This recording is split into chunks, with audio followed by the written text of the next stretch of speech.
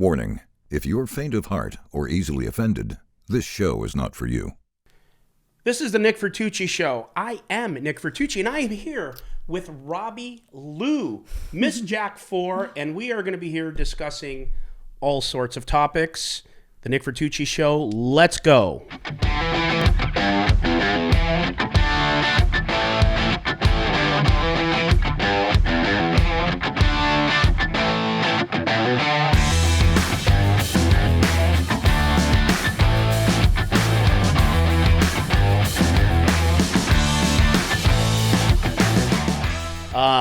Robbie, I'm not going to bullshit you. I think possibly this will be the most viewed video I have. You have definitely taken over the poker world as far as attention, and we'll get to all the other details. Now, how I want to approach this is this. You and I have not had more than a couple texts. You sent me like 3 things just like on your background for school and shit. We'll get to that. And but you told me I could ask you anything. I did. Literally anything. I'm ready to be re-traumatized from the whole event. Well, I want you to know this. What I'm not going to do is this isn't going to be a gotcha interview. Right. I have no ill intentions, but I'm going to ask you some hard questions. Totally. And, your answers will be your answers. If I feel something needs to be re-asked or asked again or pushed, I will. But like I said, I am not here to do a gotcha thing with you. So I do appreciate you coming, even though you're an hour and 15 minutes late. Okay, I was a half hour late, but this is like my thing. So I did say it was gonna be well worth it, and I will say, I'm to this point, like I do think it's the right time to do this because it's gotten to the point where it felt like I needed to be a little careful about what I was saying, and I didn't want to, you get a whole team of people that are trying to protect you after the incident, and right, and it's down to the point where they're like, you can say whatever the F you want now. So now we're here. So will this be the first interview or time you talk on this where you could just say what you want? I think so. Yeah. Because I did run that by them. They're like, you know what? I mean, look, you don't want to get too crazy. And I'm a tough one to tame and kind of. You were probably driving your people crazy during that. I was. And I would like post something and be like, now I can't take it down because I already said it. And it's just one of those things like my life was put on blast, and it wasn't. And I'd come from like a career that was really private, and at the time I didn't even have my Instagram as a public thing. And so like, it was just, it's been a crazy, sequence of events where suddenly I feel like I went from this really super private life to being totally exposed. And when it was totally exposed, I'm like, what is there to hide? The whole world sees it anyway. Yeah. So it just felt like I didn't want to be secretive about hiding things when it was already out there. And then I just felt the immediate need to address it, which is why you saw me going on a couple of those podcasts. Well, we're going to talk about that too. Yeah. The reasoning behind leaning in so heavy. Right. Okay. Right. So how I'd like to approach it is this. I'm going to ask you a few questions about your background, the boring stuff. Yeah. Okay. But No it's one cool. cares. There's a lot of people. Well, I wouldn't say who cares. There is some people that probably want to know that background. Right. Yeah. Sure. I shouldn't say the boring stuff, but let's face it. There's some good stuff. So that's what I mean by that. And then what I want to do, before we get into any questions, I want to go over 4 hands with you. I normally don't do that, but I think, like in this case, this would be good. Can I be honest with you though? Yeah. You won't remember some of them? No. I never watch my streams. I never watch That's myself. fair. If you don't remember something, so I probably won't. That's but fine. I mean, you'd have to break it down for me step by step, and then I'd have to maybe think about why I did what I did. Because like one of the things that I've always known about myself, even growing up, I can't watch myself. Like I'm probably not going to watch this. I'll remember this conversation, right? And I might, like if I'm driving, tune it on. But any of Just the other podcasts I've done, no, I haven't even. Do you not like the way you look, or you not like the way you sound? It's just a little bit of everything. It's like I don't. And it's not just this particular situation that happened. It's just it's always been something that I haven't liked. I ran like a podcast also during the pandemic, and recorded some of it just to kind of and I never liked myself Your own speaking. Podcast? Yeah, it was an app called Clubhouse. I don't know if you're familiar with it, but it got my room there got pretty massive. I mean, we had over like 25,000 people coming in at one time. Wow. It was really hard to control, but it was really talking about. It was called Enter at Your Own Risk. I did it with one of my best friends from New York, and it was really just talking about everything that wasn't pandemic related, just what your feelings were, your thoughts, not anything work related, just kind of like speak what you're feeling. Yeah. And I never wanted to hear myself back either. But I received feedback as far as my hosting I guess like success or skill set. But I never really liked listening to myself. The other kind of strange thing is that I have an identical twin sister that has the exact same voice. And I've listened to her on like on a voicemail and thinking it was me. And it's a weird, I don't know. It's one of those things that I just don't. Okay. But I'd be happy to go over why I made the decisions I did in any of the hands. Yeah, so the purpose of that is there was 4 hands that were sort of scrutinized, but to be fair to you, they weren't really, unless I missed it, I didn't see anyone take you line by line in the hands. I just, I seen a lot of cursory stuff talked about, and they were talking about a lot of crazy stuff, but the reason I want to do it, and again, I'm like this too, if I play a hand, even if I watch it back, it'll be like, oh yeah, I don't remember that. I don't remember why. So I'm gonna break it to you. If you can remember why you did it, you tell me. If you don't, just pretend you're in a deposition and say you don't remember. That's all you got to do. Plead the fifth. Yeah, plead the fifth. But that's what we're gonna do first, and then we're gonna end on the Jack 4 hand, and then I have a ton of questions for you. Cool? Okay, cool. All right. So tell me about, just real quick, where you're from.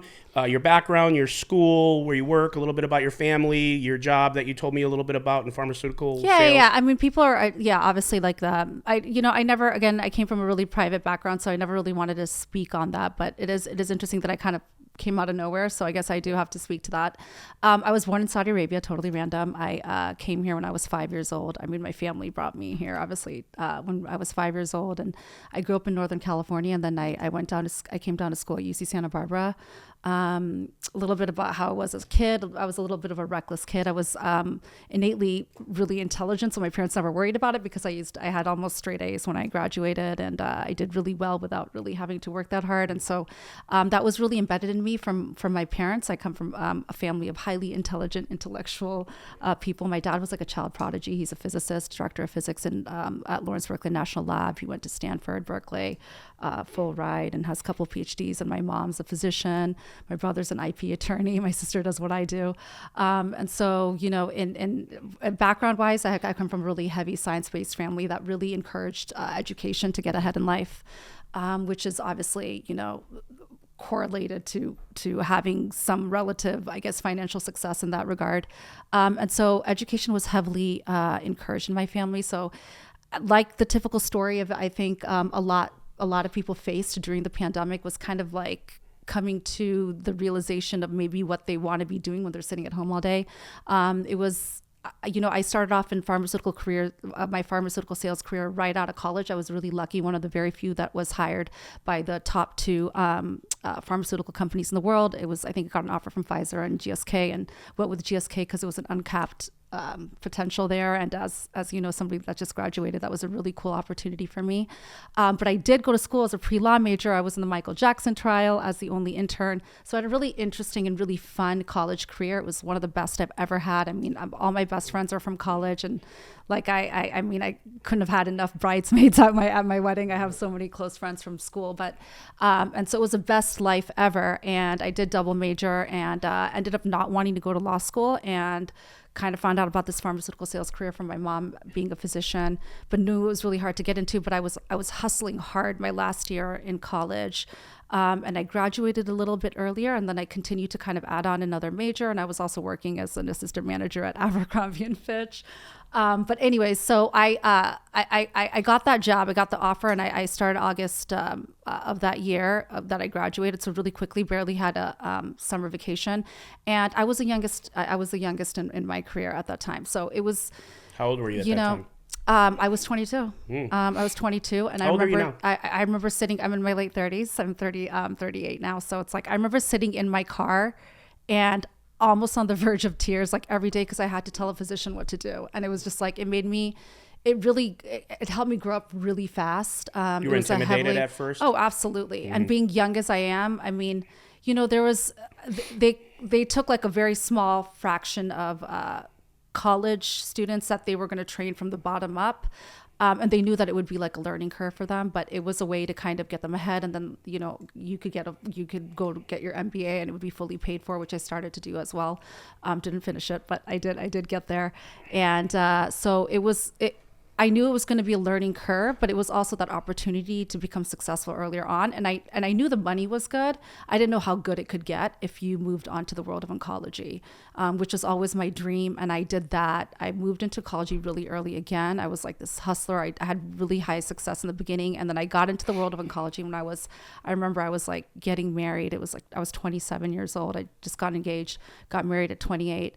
And I had just started my first year in like the dream company and the dream job that I wanted. And the way I decided to even join this job was like I was watching Mad Money one day, and he's like, this is the next big biotech company of the world. They're going to create the cure for cancer. And I was like, yes, that's what I want. And I went online and I saw that like the only opening they had in the US was Malibu. And I'm like, holy shit. So I applied and I got a call from the director in New York City like a month and a half later. He told me he went through all these resumes and mine stood out. So it was one of those like, you know, this like opportunity meets like drive and all that stuff that you hear about. So I've gotten pretty lucky in my life in that regard, but I've also worked really hard to get there. And I feel like I've grown up a little faster than others and maybe met success a little bit sooner than others do. I never really had any setbacks, but I did come from an upbringing where my dad told me, my sister, especially my sister and I, because we grew up in a country where, you know, women can't drive. And I saw that. I mean, I saw public executions as a child. I saw my mother, who's a physician that needed to go deliver a baby at a hospital, being pulled over and getting a ticket because she's not supposed to be driving. And this is like a physician.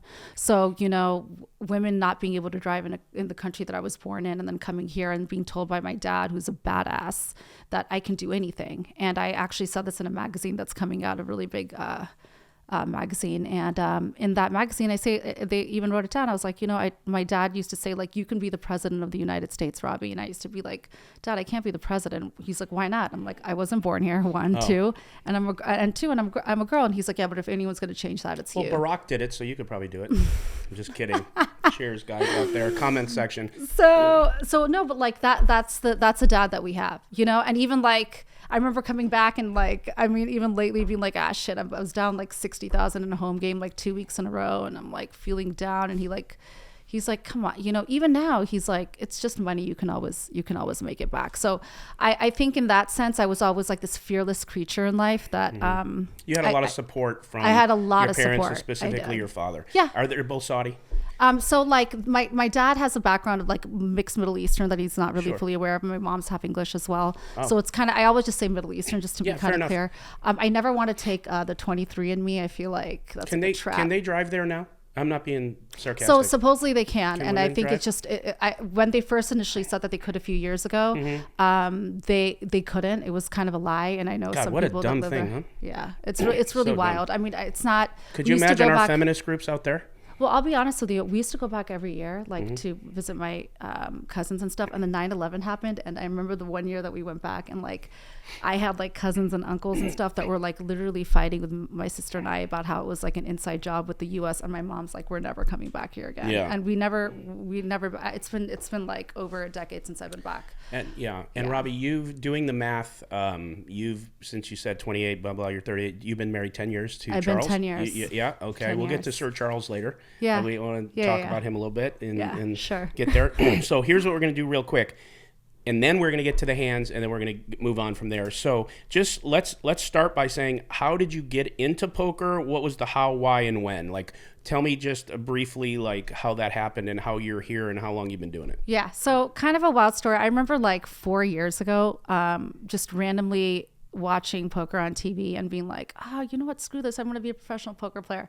And here's the thing, I loved my job at that point because I love like the purpose of the job, but it is like, if you think about it, it's a business side of the biotech world. So we're creating the drug. So yes, it's a lucrative industry, but you know, at the end of the day, our hands are tied significantly from the FDA and the regulations and everything. And I used to lobby in DC. So I know the difficult process and the political arena that you have to kind of dive into to have any pull in any kind of influence. And so that kind of got old because it was so corporate and it was so like structured, and you know, like you didn't speak to the director above you. I mean, I got to it was a chain of command. It was just, yes, it was just like you just never felt like you could really make a move unless you kept promoting yourself. And then the more you promoted yourself, the more I traveled. Like I was going back and forth from headquarters in New York all the time. I was there for 3 months at a time. It was just a lot of travel, a lot of like business and close conversations that we could not, highly confidential, that we could not even discuss with people at home. So it felt like my hands were tied a lot. And even when I got people that wanted to have me write in publications and like Forbes magazine or something, I couldn't even do that. I had to go through my legal department to get all that approval because I was a representative of my company. So it felt like when I was looking at poker, I'm like, wow, these people have full autonomy to do whatever the F they want to do. They can go wherever the hell they want to go. They don't have to answer to anyone except themselves and maybe like their wives or husbands or spouses at home or, you know, their loved ones. But like they did whatever the F they wanted. And I couldn't think of any other thing that had that level of freedom. And you know, I'm obviously watching the top pros making money. So you don't really understand like the difficulty of getting there financially. So I was just watching one day and I think I went to the store and I got like Poker for like Dummies, whatever that dummy book is. Opened like the first chapter and I was like, Does oh, it hell say no. to call Jack 4 with no outs? I'm just kidding. Just kidding. I think the problem is that I never read the book. Okay. And so I think that is probably where the Jack 4 issue probably, you know. We'll get to that. You had once said either to me or somewhere out there in the universe that while you were in the pharmaceutical business, you were making over 7 figures at some point. Is that a true statement or did I miss that? Now I'm like counting numbers. Oh yeah, no. You can easily make. You can easily make. You can easily make over 6 in a year. And that has to do with a lot of things. Like if you get into the right industry, and it's actually more so outside of the pharmaceutical world, and you get into the biotech and biopharmaceutical world, into like where like the actual treatment regimens cost a little bit more. So it's all it's all related. You can. If you get in at the right time with the stock and stuff like I did, sure. I paid my entire down payment of my pretty not cheap house was fully paid for. Are you still in that house? Like just stock. Are you still in that house now? I'm still in that house. Yeah. Okay. So how long ago did you start playing? So I started playing actively, I would say, during the pandemic. And this is what's so wild. When I say the perfect storm happened, like even people that like afterwards went on my Hendon Mob and they're like, Robbi's been playing since 2010. Like that guy was a different person. His name was Robbi Lew, and for some reason our Hendon Mobs got combined. Oh, is that right? The first time I ever played in competitive poker tournament wise was the WSOP 2021. In 2021? Yeah, that was like the first. So they had that wrong by a different name. Yeah, I actually played a Venetian game like in June of 2021, and then like 2021 was when WSOP was happening at the end of the year, like October timeframe, I think is what it was. That was like the first time I played. And like, I guess competitively, like where, I guess you could see my face and say that I'm out there. And I was working full time. So I wasn't even playing all the events. I was just like kind of picking wherever I could go. It's a really short flight to Vegas. And I just hopped on to like when you started playing those events though, how much tread did you have on your tire? Like, had you played tournaments or did you go in cold? I just went in cold. And how about cash games? When you played, I was playing cash games. I was playing, I live in Pacific Palisades. There's some pretty, people like to spend money there. So I was playing like kind of fun cash games, kind of like just word of mouth. Not the ones I'm playing now. Yeah. Not the ones I'm playing now. Now I'm playing a little bit more of like the ones that like people go to that are more lucrative, and people want me at their cash games. You know what I mean? Like they want me there. Are you yummy? They're like, oh yes. But anyway, so I don't think there's a cash game. Why in the world would they want you? I don't know. I don't think there's a cash game I haven't been invited to. I feel really bad for all the pros because this is like it can be a money mine. And Jack 4 off can win many hands. Yeah, we're gonna talk so much more about that. All right.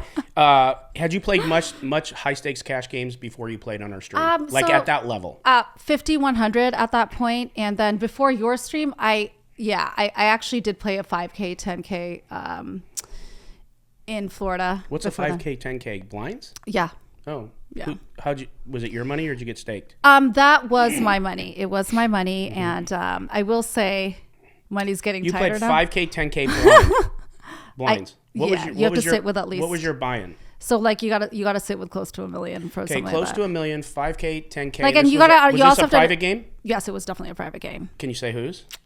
I think, it could be, it's pretty, I don't know if it's pretty obvious or not. Was it in Vegas? They run two. No. Where was it? This is in Miami. I don't know. And then That's I not played, obvious to me. and I played in the UK a couple of times. Do you want to say? But where? I will say this: it only happened during the pandemic, right at near the end, where we could travel a little bit more. And I only started doing it because I met these individuals at World Series of Poker. Do you want to say who? No. Okay, that's fair. That's cool. If you think if you had asked me before, I could have asked. Okay. But I don't know. I don't think so. And it's one of those. Yeah, I don't know. Like there's. How about this? How about you say it? If you ask, listen, you can trust me. If you ask later and they say no, I'll edit it. But if you don't want to, we can pass. I'm not gonna say it. Okay, don't say it. All right. You ready? I mean, people know, but like, and the other, and I wasn't playing like local LA games at that time. I was traveling. The only reason I want you to say it is because I want there to be a name so it can be confirmed you actually played. To be honest, they're not even big poker players. Like you'll never see these. Are they celebrities? Short of one. No, they're just like deep high rollers. They're all heavy finance, like international would anyone business. know their names if you said it? I'm sure like the top guys, like maybe like, I don't know. I don't even like, what's so funny? I asked one of them if they even knew Eric Person. Because I thought like he was like the Who's big Eric one. Person? No, okay, go ahead. And did they? These aren't people that want to be in the spotlight. These are like the heavy hitters that just want to. Do they want to come play my stream? It'd probably be like take some heavy hitters.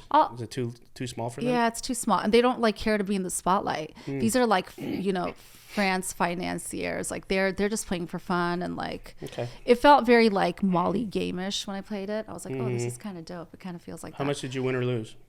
I played really tight in those games. I was a little bit of a bitch. But again, like my husband does very well. It was his money. Oh, he does. Okay, we're going to get to that too. I wanted to ask you about that. That wasn't my money. But that was really because these are also his people. He knew a couple of them too. But I never went back to that. And here's the thing. What ended up happening was I really started loving the tournament world. So when I was there at WSOP and then I met these like people there, they're like, oh, you should come, to our cash games and whatever. And I was like, okay, I'll come to this, like not realizing that like 5K, 10K is huge, Like, I mean, I knew it, but like, listen, like I wasn't like, the local casino had like 5, 10, dollar ones. And like, you never really saw me there either. Like I never really played. It was just like home games at home. And then here I am in a tournament setting and I'm like, this is kind of cool. And when you get like sort of a deep run, it felt good. I felt like this is kind of what I wanted to focus on a little bit more. So I made this like promise to myself, and I spoke to my husband about it. I'm like, what if I just like took a sabbatical from work? And it just happened to be at like the right time. And I just put in all this time and effort into getting like, picking a couple of the top coaches and just doing like full-time studying tournament. And in order for me to really delve into that tournament studying, I needed to stop playing cash. And that's kind of when I stopped. I stopped playing cash around like January of 2022. This is like so fresh. It's crazy. Quit like my job April-ish, and then just like studied for the WSOP 2022. Got it. And I was like going full time every day, but I only did tournament play only. And like contrary to popular belief, I play my tournament game very differently from my cash game. Like I know my ranges there. Do I go outside of them? Yes, I do. And I used to have my coaches try to keep me in line, but it's like very hard. I have a level of patience in the world of the tournament play that I don't exhibit in cash play. I am heavily impatient in cash play. I want to play every hand if I can, which is why they like me at their games. But also people are just looser, especially like I feel like if you get higher stakes, they get even looser. Were you uncomfortable in the games you played at that level at our stream? Like did you have adrenaline? Was it like a nothing burger to you, or were you like, holy shit, this is a lot of money? I feel like I get in trouble for saying this sometimes, but it's like the best way to put it this way is, I've said this a few times, so I might as well say it. It's like when I'm playing any game, it wouldn't matter to me if it's like a 2-5 game or like, like any of the, what were we playing that day? 200, 400? Probably 2, 4, 8, 8, like 16, I don't even know, because at that point it's just monopoly money to me. Like if I don't look at it like there's any value to the cash on the table. And I know that sounds crazy, but I think that if I did, I would play differently. So you're just kind of immune to it. You don't feel the level it is. I don't. They're just chips. It's like, it's almost like I just completely remove it from my mind. And I think that comes a lot from, and my husband said this too, he's like, because you've never had to worry about it in your life. Yeah. Like, yeah. I think I was watching a Johnny Vibes thing with you, and it was so interesting what he said, like how he feels that he is like a little bit more reluctant to play the way that he would would be playing because he sees the value of the dollar on the table. And I don't. And the reason being, maybe it's my upbringing, maybe it's just the way I am, but I think that could be a blessing or a curse. It could, yeah. No, and it has been Both, like I said, I mean, just as much as you could win in this game, you can lose it. And not having like a line of a stream of income coming in anymore has really started to like weigh heavily. Like I'm starting to realize that I got to be a little bit, totally. And it's like, I'm like, oh shit. And I've also realized that like, look, it's pretty obvious to everyone. I'm not going to pretend to be like a really great poker player. Like my I think streams of income are going to probably come from alternative methods since this hand. And then you can play poker and have a great time. Yeah, because like I could play poker every single day. I love the game that much, and there wasn't any element of what happened in this particular incident that has kept me or demoralized me or set me back in a way where I feel like I can't sit at the table and have a good time. Like I am equally even right after. Totally. See, it's funny. You must have a great ability to block. I do, or like I guess dissociate. Because after this, even for a few months, I couldn't play because I got kind of thrown into the mix with the accusations and stuff, and it affected me. So you're lucky you have that chip or the missing chip. Yeah. And the other thing I'm really good at is like totally ignoring people on social media. I didn't realize that about myself. Like it almost makes you laugh. My identical twin sister was like, "Did you see the shit they're saying? It's fucking hilarious. You got to keep that stuff on there." That's another gift. It's like unreal. But it was like I'd read a little bit and then I was like over it. And I'm like I realized there was this really powerful tool on all of like the sites, and it's called blocking people. I was like, I wish I knew how powerful that was for a while. Yeah. I mean, if you want to feel a level of empowerment, you just click that button, and it feels so good, and then you don't have to see the shit they're saying. I mean, like I guess you could maybe uncover it or see it, but thank goodness for that tool. Real quick, if you guys are loving the fact that I have Robbi Lew here and you love this show, please hit the like button. I never ask that during the show. I usually forget. And please subscribe. If you are watching the show on a regular basis and you haven't subscribed, hit the subscribe button for us. It really helps. Okay, so Robbie, here's what we're going to do. You don't have to remember these hands. I'm going to walk you through them. But the reason I'm going to do it is because they were talked about and they were discussed. There was 3 hands that were discussed besides the Jack 4 hand. The first one I'm going to tell you about isn't that big of a deal, but there's a pattern. There was a pattern of min raising, and so there was like this thing. So we're just going to talk about it. Tell me if you remember what your thoughts are. We don't have to go too deep into it, but like when we get to a couple of the other hands before the Jack 4 hand, they're interesting, and I do want to know. Was it the same night? They were the same game. Oh, cool. I believe. Cool. If I'm wrong, don't hold me back. Yeah, I think these were the same night. All right. Okay. So the first one was against Eric Persons, and this is the least of them, but want to talk about it. And it was a hand you played with him. You had ace king, he had ace 8. Okay. Pre-flop, I believe he raised, you called. The flop came 3 of diamonds, 10 of diamonds, 5 of clubs. Okay, so you both whiffed. Yeah. You had nothing. Yeah. All right. He bet like 8.8K, 2/3 of the pot. Yeah. You called, which is not unfair. There's a lot of people fine. float ace king. No big deal. So you call the almost 9K. The turn comes at 2 of clubs. Now we got 2 clubs out, 2 diamonds. Okay. So there's 2 draws out there. Eric bets 20K. Okay. You like 22K maybe. You make it 45. You basically min click the turn, which again, this isn't anything that I'm making a thing of because we do so many things in poker, and honestly, if your read is he doesn't have anything, it's a great play. Am I holding a diamond or a club? You are, let's see here. Oh shit, why didn't I write that down? That's a good question. I can't remember. I think you're holding a king of clubs, but that's from memory. Well, Eric is going to put in a 3-bet with ace 8 of hearts.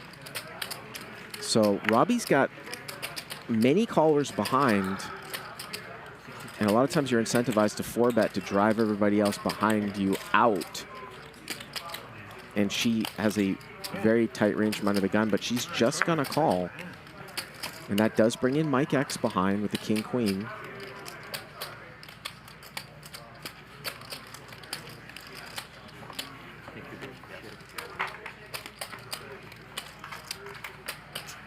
And the action here is on Rip, who called with Jack 10 off initially. Yeah, I did. I love it. 10 seconds.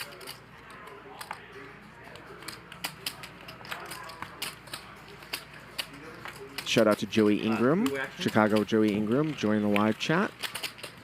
So here we go, three ways, 21.8. And everybody misses. Robbi with the ace of diamonds here, Mike with the king of diamonds. And this is why you're incentivized to drive people out with ace-king from under the gun, because Robbi could easily continue if she were heads up. Now it's much, much tougher when she has Mike behind her. Eric, that's about a third of the pot. Looks like she's going to continue anyways, though.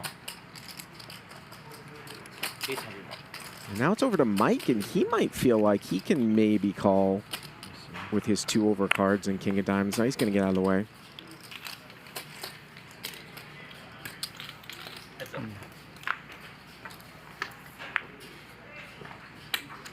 Turn is a deuce, so both players now with a gutter wheel draw.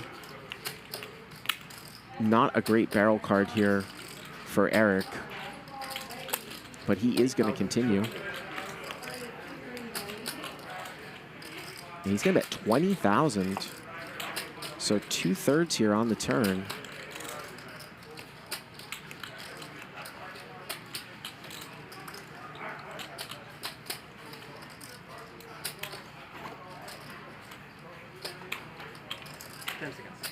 Or about a half pot size bet on the turn, rather. 45.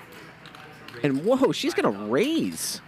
I was going to say, she looked like a non-believer. She has the ace of diamonds and the king of clubs. 2 stiff backdoor flush draws. Thought she was going to call, but she's actually going to raise. And little does she know, she's raising with the best hand here.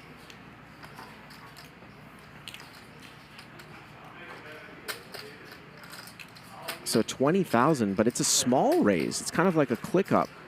20 to 45, and you wonder, is it possible that Eric might be sensing something here? They're throwing a time chip. See our 5K chips.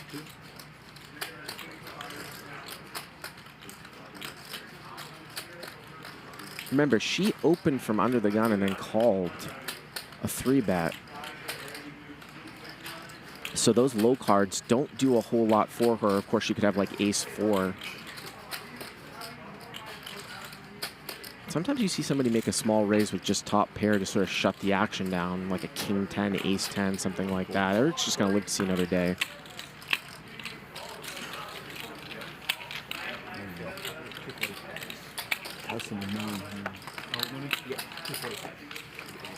And Eric hasn't brought out the banter yet. What's that? You sharing the toys in the sandbox again, or what? Fucked up. Okay. Okay, so they can slaughter me because that's the only one I don't know, okay? But anyways, and he folds. Okay. No big deal, okay? You played the hand great. You floated with ace-king. You min-raised the turn.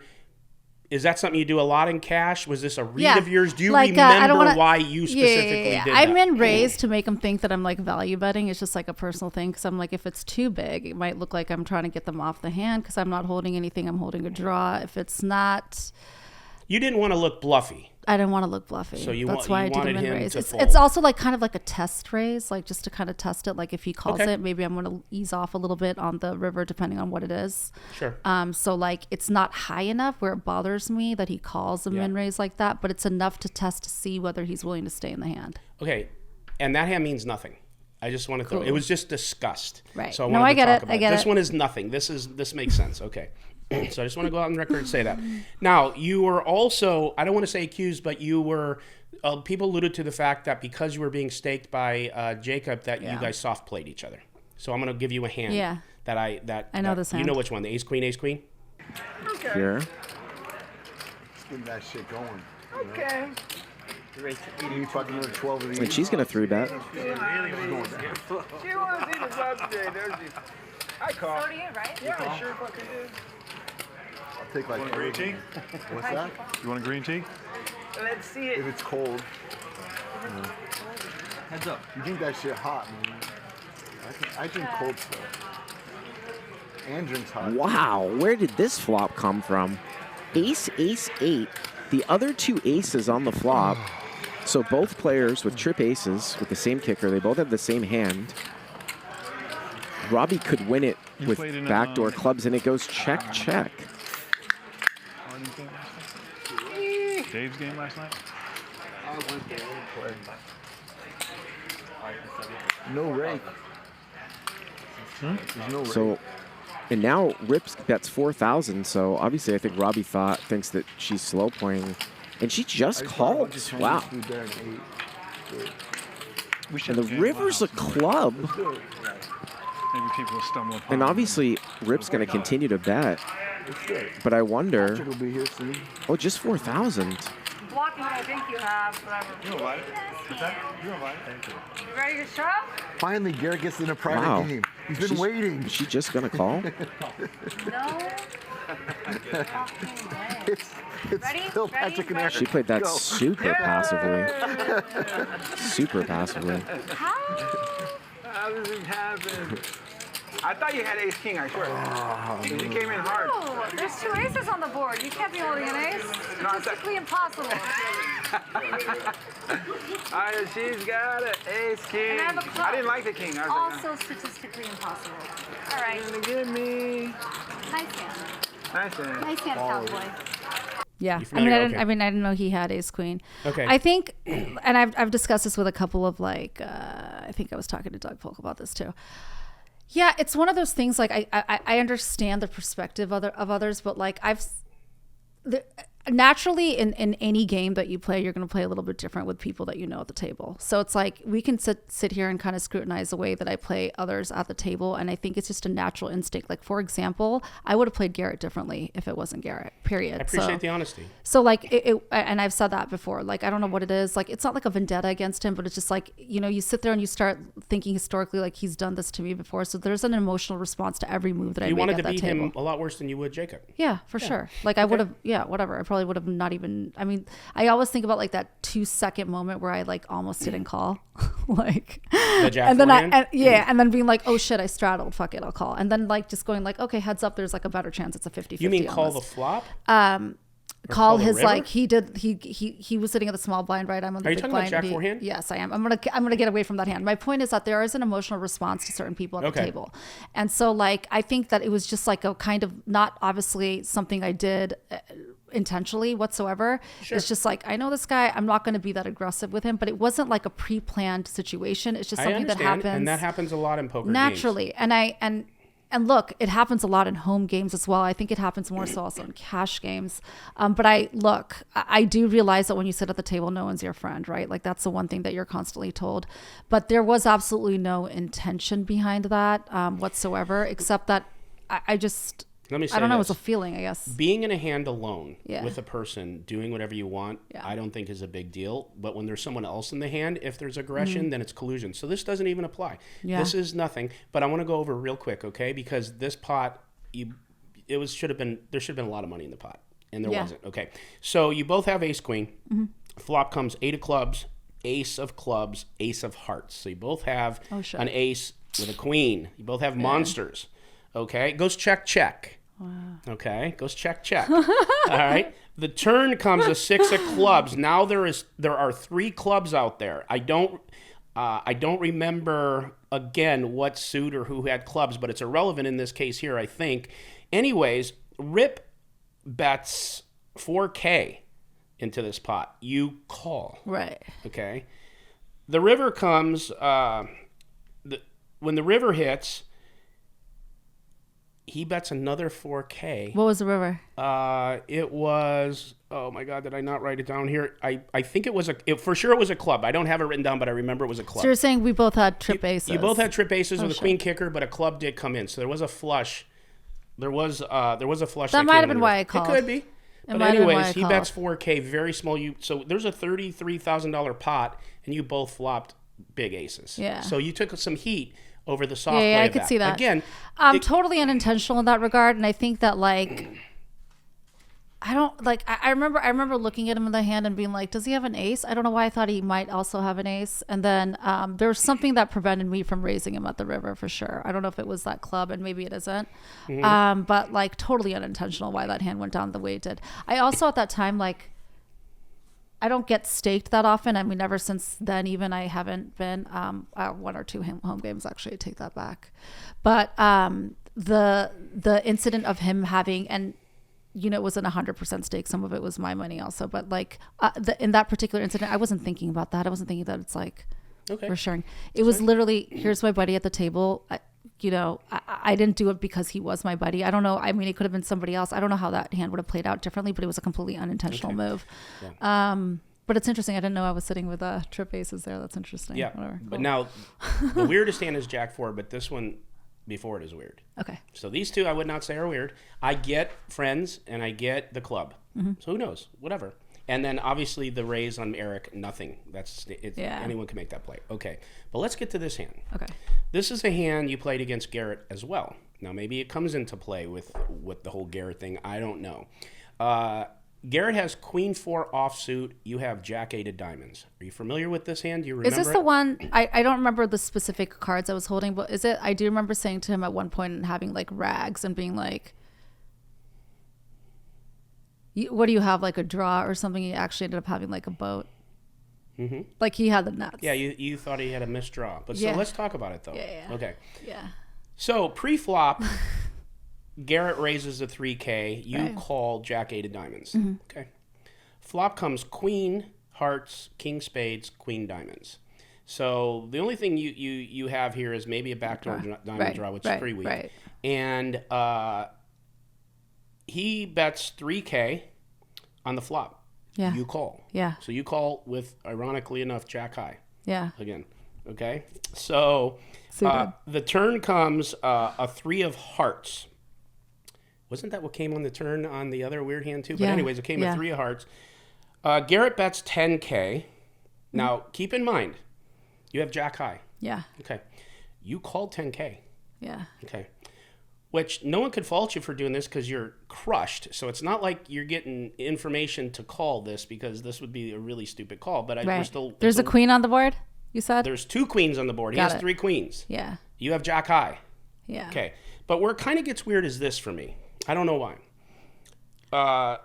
The river is, I believe the river, well, I have the 3 of hearts twice here, so I might have the turn wrong. But anyways, you have nothing. Mm-hmm. Okay. He bets 10K on the river, and I think you used a time chip. You have absolutely nothing. You have Jack high, and you say to him, what was the river card? Well, that's what I'm saying. I wrote 3 hearts on the turn and I wrote 3 hearts on the river, so now I can't remember. I use that time. I'm gonna run the hand when I do the podcast when we put this out, but it's a blank. Badass. But I'm a fish. 70 saw with you? Yes.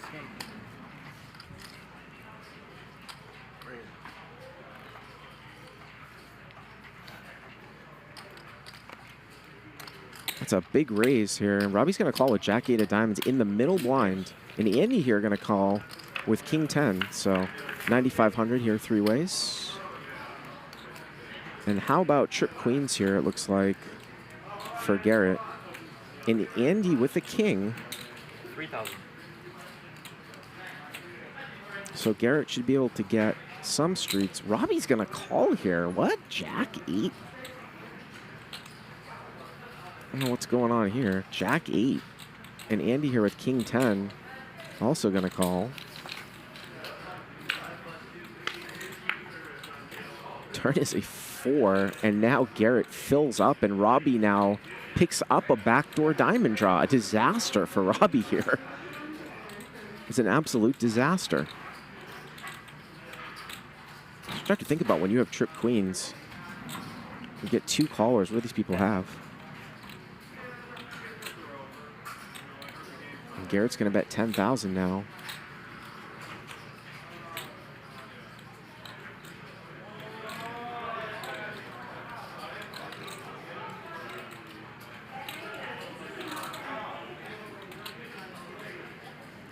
And she is going to call, drawing dead, and I think Andy can probably just get away from this one now. I mean, he is getting some pretty good turn pot odds of almost 4-1, but Garrett has bet 2 times after Robbi and Andy called the flop in. Yep, there's the correct fold once again. Nice fold, and boy, Robbi needs to dodge a diamond here. Well, the river is a 9, and she has no idea how lucky that is for her.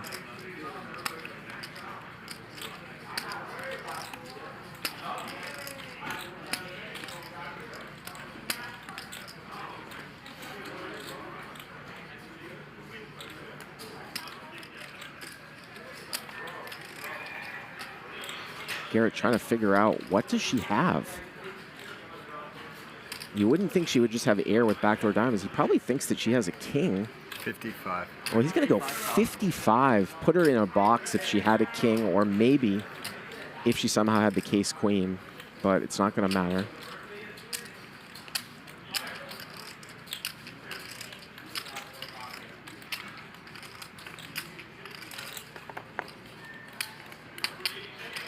I think you have a missed draw. 10 seconds.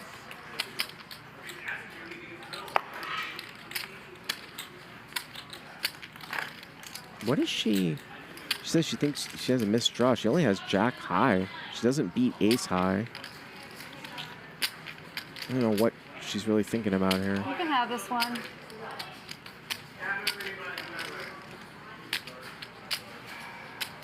I'll get you again. Nice hand, Garrett. Thanks.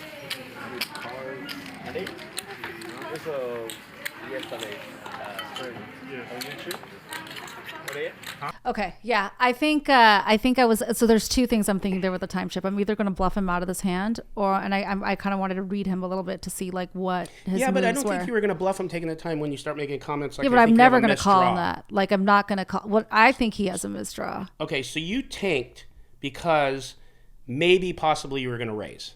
Yes. Okay. Oh, I would never ever. Because it didn't look like that. call. Because when people are going to raise, they don't talk and verbalize. You Yeah, know, I like, talked.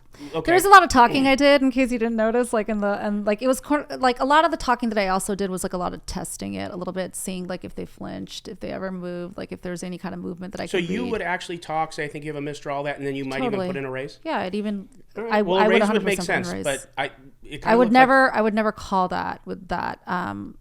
Are you sure? 'Cause you yes. called the other one. Yeah, but like you know why I called that other one. Well, and no, I we're going to will- talk about it. I yeah. really don't yet. But you and I discussed it though, Nick. No, we discussed it, but in fairness to me, it a couple times since we've talked, things changed. Like there was Right. You yeah. went back But and I was forth. also told that I looked down at my. Well, we can get to that. Like. Yeah, But yeah. anyways, so. No. That's what I'm saying. Again, this is not a gotcha thing. No. I Yeah. get it. I know. I get it. In that particular case, it was going to be a raise or a fold. Yeah, So and when we I get was to the testing Jack him when I said I forehand, think you have a. What I just want to know is the total what you were thinking. Mm-hmm. That's it. Like we'll get to that, okay? But Totally. you took a lot of heat for this too. After that hand, you mouthed to what's his nuts, Jacob, had Jack 8. You mouthed to him your hand. I just saying, no big deal. Hands over. Okay. I think he might have looked at me and been like, "What did you have?" Oh, okay. Fair. Yeah. Yeah. All right. You guys are connected. You're friends. Your money's together. Okay. Yeah, I don't see anything wrong. All right. So you want to talk about the Jack forehand? Yeah, let's go. All right, this is the one we're here for. And then we got a ton of questions, but this is just to go over the hand.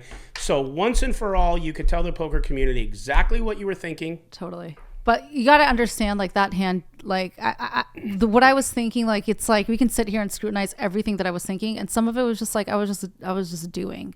You know, people That's don't fine. realize that when you're playing a hand, it's just like you're playing a hand. If you just pushed the button, you just pushed it. You just let us know. Yeah, it's just like a I'm feeling. just looking. Listen. I mean, it was a feeling. Again, I'm looking for you to have your one after all the dust is cleared. Sure. After all the bullshit, after all the podcasts, Yeah. after all the hey, like from I think even Phil Ivey said to you, Mm-hmm. maybe you thought you had Jack 3. I know they said maybe say you had Jack 3 so you don't feel stupid. You know, whatever, right? Okay, right? Yeah, let's do it. Yeah. So what it is? Traumatize me. I'm not trying to, but your demeanor did change when we got to this. Yes. There you is know some why? PTSD Because in there. here's why. Because every single thing I say is going to be heavily scrutinized. Like they're going to be like, "Oh, well, did you notice that she like added a pronoun this time before that?" Okay, so here's It's one what of I would those say to things that. that's, like, Who gives a fucking shit? crazy. Let me tell you why I say that. Listen to me. Listen, I'll tell you why. Here's what I'm saying. Because Robbie, I believe that in the heat of the moment, Right. you could think one thing. You could say one thing. You could be Mm-hmm. pressured into saying one thing so you didn't look foolish. Yeah. Okay? Yeah. I'm not putting words in your mouth. I'm just saying I understand how a narrative can change Mm-hmm. when you're in the heat of being nervous and being scrutinized and being accused. Yeah. So don't, what I'm trying to say is, if you can, try to get into your cheat and forget about what you think somebody's going to think of you.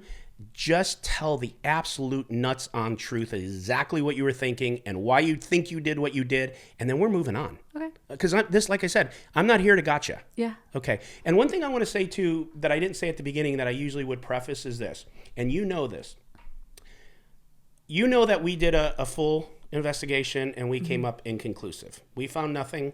We looked at everything that we had access to that we possibly could. Okay. I don't think anybody in the whole, and everyone has their opinion. Yes, no, it happened, it didn't happen. And you know me, I've been consistent from day one. I will never accuse somebody of something that I don't know they did or didn't do. I will never do that, and I'm not doing that today. Right. Unless, and I've said this, I had a podcast with Daniel I did a couple weeks ago, and he was dead nuts on how I feel about you cannot take someone's integrity and screw with it just on a thought. That really is on the appreciated. person who accuses you to have the hard facts, not speculation. Yeah. So I want you to understand, when I ask you these questions, it's not because I think you I'm did not. or I'm not bothered. Let's go. Okay, with it. cool. Let's You go. ready? Yeah. No more Let's prefacing go. for Let's you. go. You just want to get Let's shit go. done. Rip it off the Band-Aid. Yes, let's do it. All right. Jack 4 hand. Garrett Adelstein has 8-7 of clubs. Robbi Lew has Jack of clubs and 4 of hearts, the famous hand, the new hand, which the only other person on the planet that has their hand is Doyle Brunson. 10 deuce. Yeah, it's called the Robbie now there's the Robbie. Yeah. Yeah. I feel personally responsible You're for in an everyone that elite class. loses money. Yeah. With Okay. this hand. Yeah. A lot of people are losing a lot of money with this hand. And we're going to ask you about that too. All right. Pre-flop, Garrett raises the 3K. You call loosely with Jack 4 off 3K. Cool. Split second where I wasn't going to do it. And I look at him and I'm like, oh, it's just me and you. All right, I'll call. And you wanted him. And here's the other thing. I straddled a little bit and I was already a little annoyed at that straddle. I got to be honest with you. Like, straddling kind of annoys me when I think the game's a little bit like deep like that already. I mean, it annoys you because you didn't come there to play that big. It's more so like I've always had like a love-hate relationship for the purpose of a straddle. I feel like if that's the case, then why aren't we playing 400, 800? Do you know what I mean? It's one of those things that just kind of bothers me. It's like, why do we need to have this additional blind in the situation? You like 2 blinds, and if you want to play bigger, make it the blinds bigger. I'm just like, what's the point of a straddle? It's almost like an intimidation factor, and it's always been a little irritating, and I've always known that it's something that Garrett likes to do. So I was like, all right, well, I put up the straddle, and so He like is what he went up Garrett to. Stradelstein. So, all right, you ready? Never heard of that, but Yeah. so yeah, it was. And again, I do have very strong feelings that if it was anybody else, I wouldn't have called. Okay, all right, booked. I believe it. All right, the flop comes 10 of hearts, 10 of clubs, 9 of clubs. Okay, Garrett puts a little feeler bet out there of 2,500. You call. Yeah. And right now you have a Jack of clubs and a 4 of hearts. Yeah. I don't think he's holding a 10. I think he's just seat betting because I've seen him do that. It's just natural. That's actually just the way you play poker. If you're going to do the initial open raise, you're going to seat bet. Okay. Turn comes 3 hearts. Yeah. Yeah, the famous 3 hearts. Yeah. And Garrett bets 10K. You again min click to 20K right now with no draw, no pair. I'm not saying that's wrong. You explain that to me. And then Jason turned out to be like the superstar, which is crazy. Good guy, too. Yeah. That was like one of his first TV appearances. One of his first ones. That's That was great. like before he won all those tournaments. And funny. yeah. Oh, wow, Robbie really mixing it up here, calling Garrett's raise with Jack 4 off. It's blind versus blind, and Garrett here has flopped a straight flush draw, 10-10-9 with a couple clubs. He's going to bet 2,500. Wow, and Robbie's going to call here with Jack 4 with the Jack of clubs. Turn is a 3, puts backdoor hearts down. And this is usually when Garrett will lay the hammer down with combo draws. He's going to bet 10,000. And I think Robbie should have probably been out of this hand pre-flop. She's got 1 club and 1 heart. And wow, look at this. What is she thinking about here? She going to raise it. Well, we saw her raise ace-king a little bit ago for a min raise. Here she's going to min click Jack 4. And you know Garrett is just so experienced. Oh, wait, hold on. Let me scratch my face. That's the shit I got. How often would she do this with the 10? Could he possibly bet 3-bet here? I mean, she just min clicked the turn.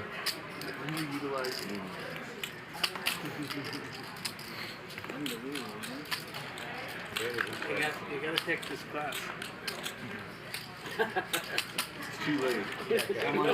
If he calls, there'd be about 2 pot-sized bets left. So, I mean, that's what's got to be going through his head here. I think he's considering bet 3-betting, and yep, there's the all-in. There's the all-in. Garrett, like I said, he's just so experienced in bet patterns, bet sizing.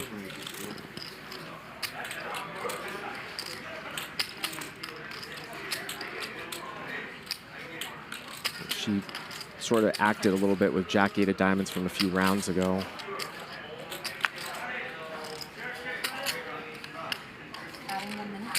She's gonna put a time chip out?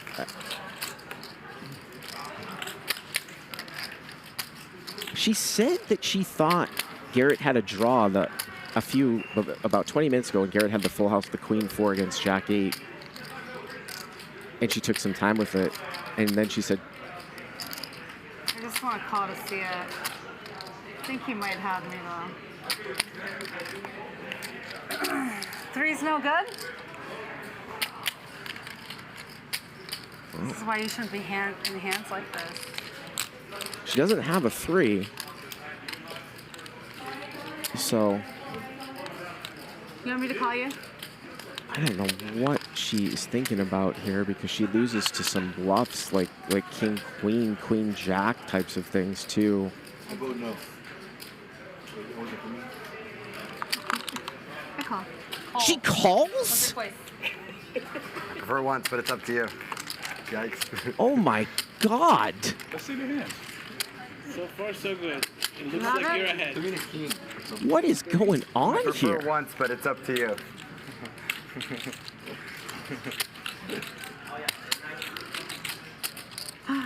Is it possible that her hand might be misread in the card graphics or something? Because I have a shitty hand. You do? Yikes. You guys that hit it, her hand. Got it. Great. Done. Okay. You have pocket 3? You guys that hit What? No. No? No, I just thought he's. This is a pure bluff catcher I'm dealing with right now. With Jack high? Purely. But yeah, I think he has to be beat. We'll go to the river. The river is a 9. It's not fucking That one's you for sure. They're gonna run it Unless you have, like, pocket twice, 5 I or don't think something. so. she's You have gonna. like small pair? Yeah, she's a 3 and a king. You give me that much credit? I don't know. Haven't you seen what I've She's done? good with the first one. Let's turn him over. You're already Not that Oh. No. If the cards are correct. It's already there. What a sick call. What a sick call. And the river bricks out again. Oh my god. Oh my god.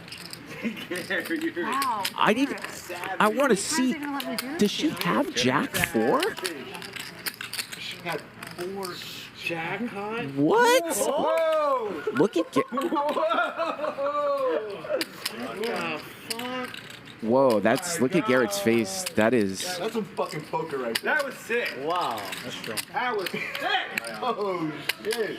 That is super, super strange. You can see his reaction. Second coaching. Like, what is. What? Ma'am? Very nice to be You fucking scooped it. That's what Jacob, you look like you want to kill me. I mean, not Jacob. I mean, like, you look like you want to kill me, Now he Jared. wants to vomit. I was not in the hand. I want to vomit. Wow. This is. I'm speechless. I'm speechless. I mean, usually Garrett would be fairly congratulatory if somebody made a hero call like that, but He has a blocker to the straight he flush. seems somewhat disturbed here by what just happened. I don't. Call of the year right there. It's testing. It's literally like the sort of most disturbed look that I've ever seen Garrett give.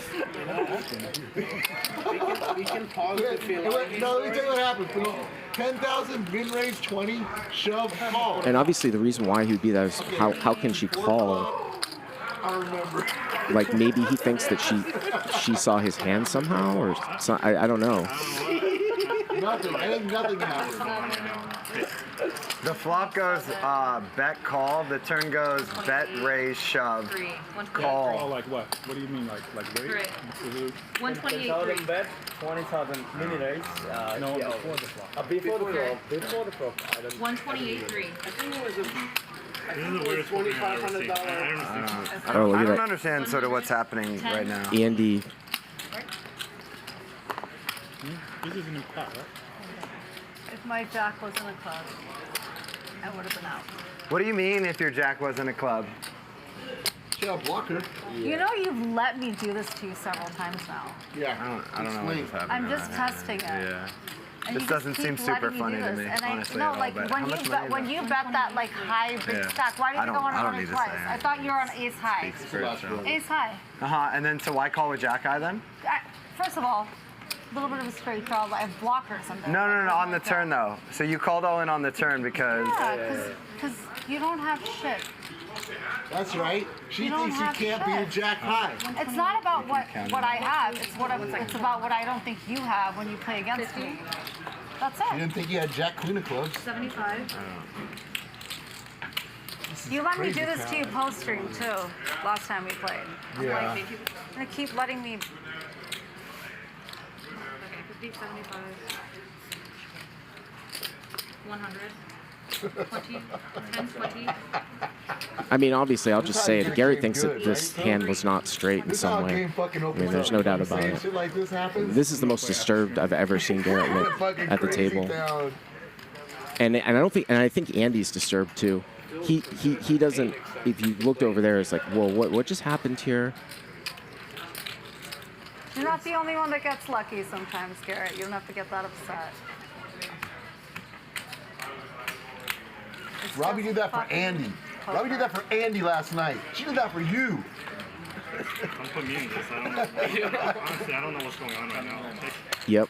that was the most insane poker hand I've ever seen. Andy. Exact same thing with the Eric Person Okay. hand. I was doing it just to test him, so I knew that if he called, he might have something there, and that if he didn't call, or like I wouldn't know where he's at unless I kind of min clicked it, or min raised it just to see if he's gonna call it. He might have something. If he doesn't call, then it was just him continuation betting also on the turn like that. Well, he gave you a bit of information after you min clicked. He Yeah. pushed all in for 129K. Yeah. more. Well, here's the thing, and here's where I think that it's gonna this is where it's gonna get a little confusing. At that time, when I'm sitting there, I do 100% think I have Jack 3. Now, look, here's where the confusion set in for me is that afterwards, when I was told, I think it was post stream that exact same day, and this is like when all the Brian stuff debacle happened, because we're sitting outside of the production room, kind of discussing what had just happened. I was shown, and I don't know if it was Ryan or if it was you, where they're like, "But Robbie, you looked down at your hand," and that's where my confusion set Are you in. talking about the same day after the stream? No, the very same day, that night. That night Like that after very the night. stream? Yes, and I was, and I looked at it and I started second guessing myself, like, wow, I did look down at my hand. But you'll see in like, and I remember thinking this too. I'm like, but you know what? Like I had a hand against Phil Ivey where I had pocket aces. And I kept looking down at my pocket aces. Like, you're not supposed to look down at your pocket aces. You know you're holding aces. Like, it's one of those things where I'm just like, I do it on purpose. Kind of, I'm looking down at my hand to decide my next move without really even having registering in my brain what my hand is. Like, I'm not physically looking at my hand. I understand what you're saying. Your cards like are up. Yeah. But it's Like- like you're just thinking. You're in your own head. It's like I'm thinking in my brain, but I'm observing it to kind of like pass time in a way, just to, like I'm looking, but I'm thinking about what my next move is. So in my mind, when that 3 came, I thought I had like a bluff catcher situation where I'm like, okay, look, if he has a draw, I win this one, right? Or if he has ace high, I'm going to win this one too. Like I might win with a draw, but I'm definitely winning with an ace high situation here because I have that 3 as my backup. And as you had mentioned to me, I think a little bit after that hand, and you're like, that previous hand that you had was a Jack 3. Yeah, it was a hand before. Yeah, I mean, like, because that's the other thing. It's like, why was I holding it? Why did I think I was holding a Jack 3? And it just all made a lot of sense to me. Where the confusion set in, and that's why actually even when we did that little, I did it with Raver. little like recording. Interview. Yes, like the interview right after the hand, just to kind of explain what happened. I'm still sticking to that Jack 3 story because that was my story. That was what I was feeling at the table at the time. Now, there's also that confusion where Garrett kind of like starts like coming after me about the rationale behind why I did what I did. And that was immediately a response to the fact that like when I turned my cards over and saw that I had Jack 4, like, and I know that I was surprised. And I think I did forward to that part to see that look on my face. I think the behavior panel actually made me see it because they did the whole analysis of it afterwards too. I was like, I wasn't even thinking. I'm like in my brain, I'm like, oh my God, I can't believe it was Jack 4. And I felt bad. Like Did you I feel felt bad or for him. did you feel foolish? Or both? I saw the look on his face, and I'll say this over and over again. I don't fault him for that look on his face. I don't. I mean, like, look, it was a little bit like intense, and they got to the point where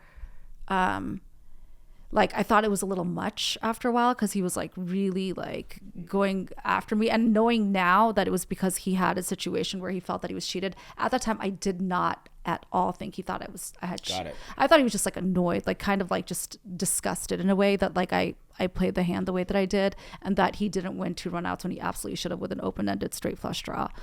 And so I'm like kind of amazed that I wouldn't have laid down a hand like that. Why didn't I say immediately? Because I know I keep hearing this, that, oh, I thought I had Jack 3. Like I was still in like shell shocked at the fact that I didn't have Jack 3, and I was not prepared to admit to that at that time. Now I did tell him though. I did, and I know he hasn't come out or said anything. He knows very well, and Garrett, you know very well that I did tell you to your face when I handed you my chips, would it make you feel better if I told you I was holding Jack 3? Because just when I realized like kind of like how shocked he still was and how like prepared he was to not even come back into the stream. And at this time I didn't know that he wasn't going to walk in because, you know, Rip hadn't gone off on him just yet. Yeah. I wanted him to know the truth, at least personally. So I did say, Garrett, would it make you feel better if and he was like, yeah, actually, I think that would a little bit. And then like all hell broke loose and So, Rip came out. Let me do this. What I'm going to do, and then we're going to get to the end because you articulated that very well, really well. And I think if you've articulated that the way you just articulated it to me back then, I think this all would have been a lot easier. Right. Because you changed your story a few times without saying it the way you said it. Right. And that made you look really guilty. Okay. Totally. Okay, so I'm going to give you your quotes during the hand, and I'm going to give you your quotes post-hand. And a lot of what you say actually blends in because it kind of ties into what you're saying, and it weaves into the belief that you could say you thought you had Jack 3 and then you felt bad or maybe felt like, oh fuck, it's Jack 4. So here's what you say I don't know if it's in order. One thing you say during the hand when you're tanking, I want to call this just to see it. Now this is 129K. Okay. That's just Monopoly money to me. I got it. Right. I might have you is a 3 no good. Yeah. You said that. Yeah. Okay. So that goes on par with what you said. I have a pure bluff catcher. A Jack high isn't a bluff catcher. Yeah. So you would at that point it would exactly. Okay, it would be a 3, would be a bluff catcher, right? Okay. He asks you have a small pair, you say, you give me that much credit? Now, is that just table talk, or do you not think you have a 3? So when he said that, I was thinking like he thought I was holding like pocket 3s. Oh. Yeah.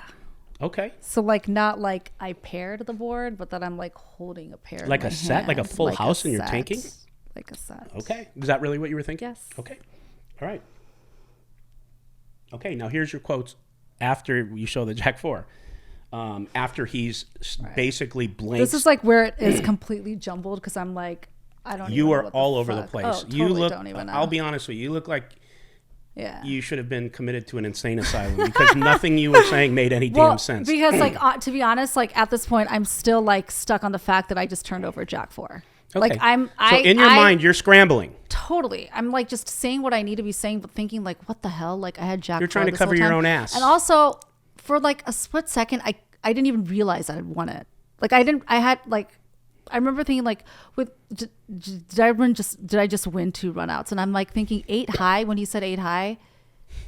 I'm also just like 8 high. Like, I didn't realize that he actually had, I mean, it was better than 8 high. You know, I mean, like, you could have said, like, well, I had a couple of good draws going on over there, but like, I was shocked. Here's some things that you said, though, post hand that really hurt you. Yeah. Okay. I'm going to say them, okay? Most men try to bluff me, which means nothing. Just saying. That means nothing. I played you, not the hand. Yeah. That just doesn't. Okay. I mean. But like I did, because at the end of the day, I wouldn't have played that hand. Like it was a fold. Okay. So in your mind, what you're saying is, I did most of this because I really want to beat you. I just like, it's not that I wanted to beat him. I have nothing against Garrett. In fact, I actually really want to beat planning. a player and not have anything No, against him. it's not one of those things. I just know what hands we've been in the past. Okay. And for me, I just know, I had a feeling that he was just trying to, I felt that he was trying to bluff me out of a pot. That's all. That's what I felt. If my jack wasn't a club, I mean a blocker, that made no like, poker sense at all. It's opposite of a blocker. That makes no poker sense at all. Here's the thing. I'm not thinking at this point. Like, I'm just like, You're panicked? I'm just like, I don't know how to explain this piece of shit hand without having done what I should have done, which is just admitted to the fact that I thought. Instead of admitting to what it was, you just were making random statements. I was just like rambling, thinking about like, how am I going to explain it to this person? And at the end of the day, I remember like even Phil said to me in the back, he's like, Robbi, you never have to explain to anybody. Phil Ivey. Yeah. You never have to explain to anybody why you play the hand the way that you did. Sure. So he's like, don't ever feel that you needed to. But and he was convinced you thought you had Jack 3. Yeah.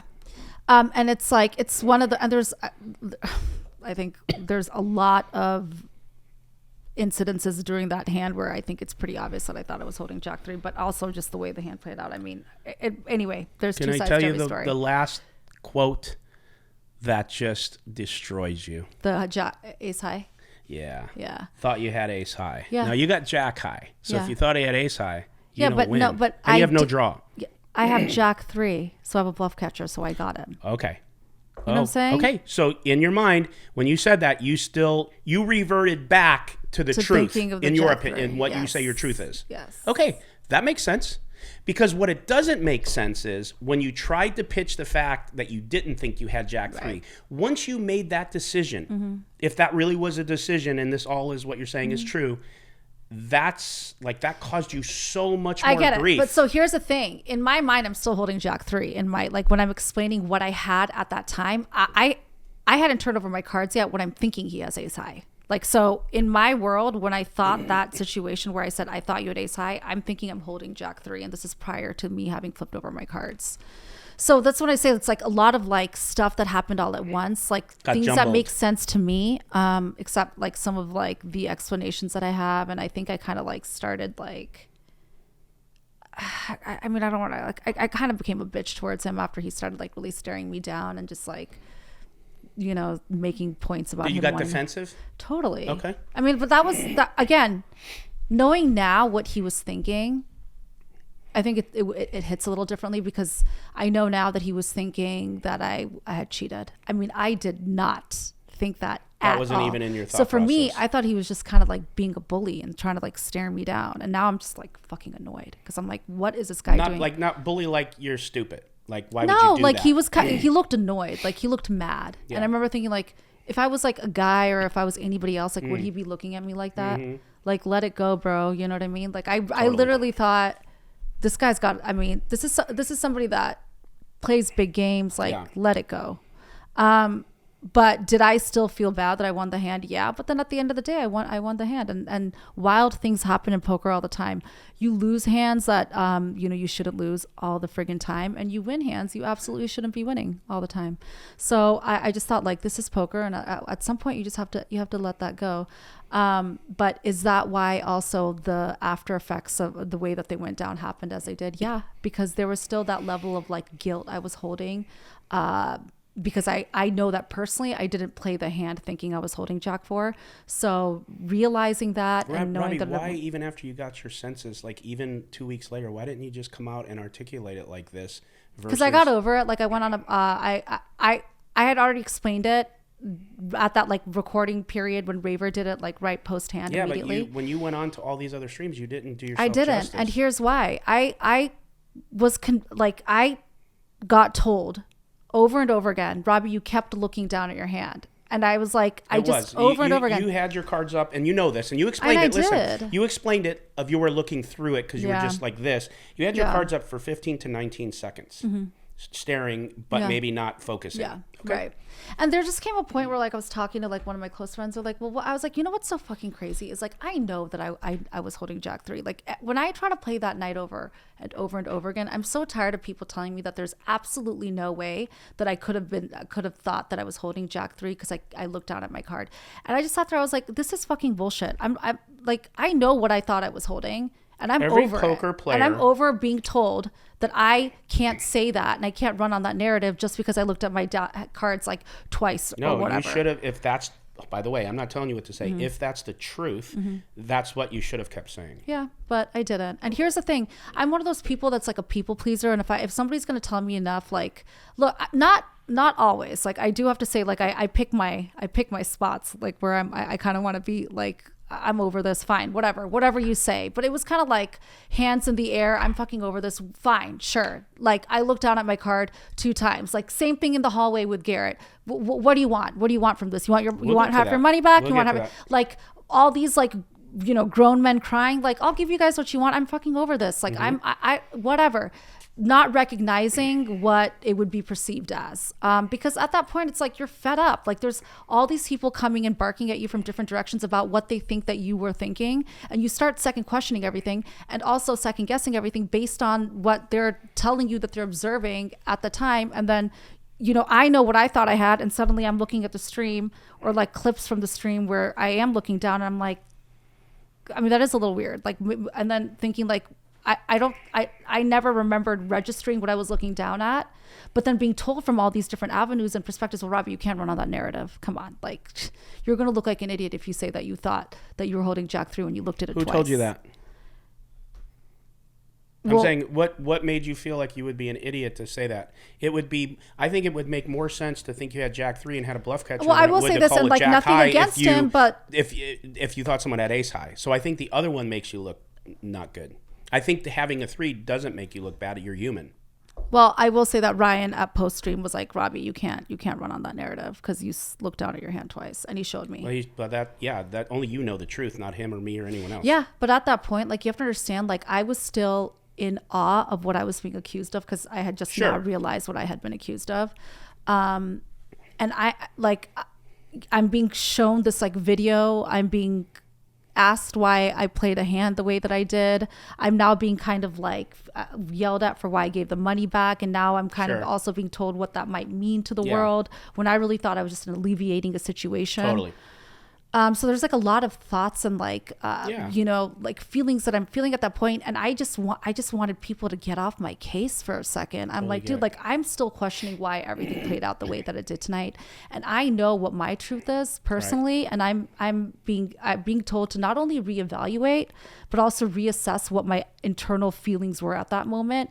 And also like, people were putting themselves in my shoes and telling me how I should have felt and what I should have done and what it means post stream, just because everything's recorded, Robbie. But at the end of the day, it's my brain, and it was what I was in my own body, and I know what I was dealing with, but I wasn't prepared to go against all these individuals who told me that there was a certain way I should have been feeling. Well, in fairness to you, yeah. I think we made a lot of mistakes because we never experienced something like that. We should have handled it differently. You made a lot of mistakes, and Garrett made a ton, I believe. Yeah. I believe everybody was in a situation and made a ton of mistakes that I could just tell you if it happened again, I know we would handle it different. I have a feeling you would. Totally. I don't know about Garrett because I haven't spoken to him about his thought on that. I've heard that he would have handled, I think, the post, obviously. Yeah. But here's the thing, and I've said this so many times, it was a perfect storm. And there's an edition coming out. It's like the Storms edition, and they wanted me to be in it.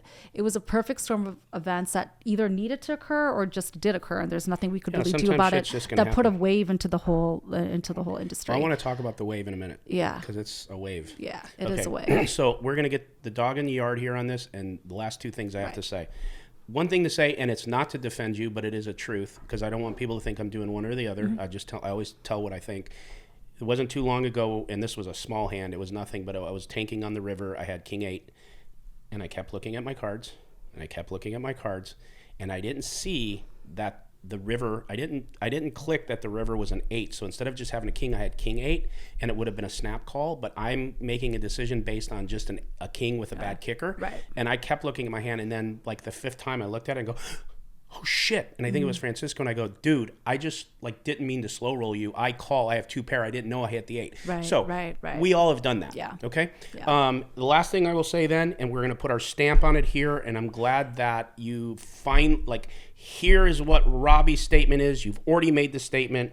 You misread, in your words, you misread your hand. The narrative about I outplayed Garrett is not what it was. You misread your hand. Right. That's No, what your I mean, that's what here- your last final answer is. Did I say I outplayed? Well, I did ultimately outplay him. I understand that, but that's not what I mean. What I mean is, okay, yeah, yes, yes, yes. got it. What Okay. were my intentions between you did behind everything playing it? based off of having I a made 3. the call thinking I had Jack 3. Yeah, Jack 3. Okay.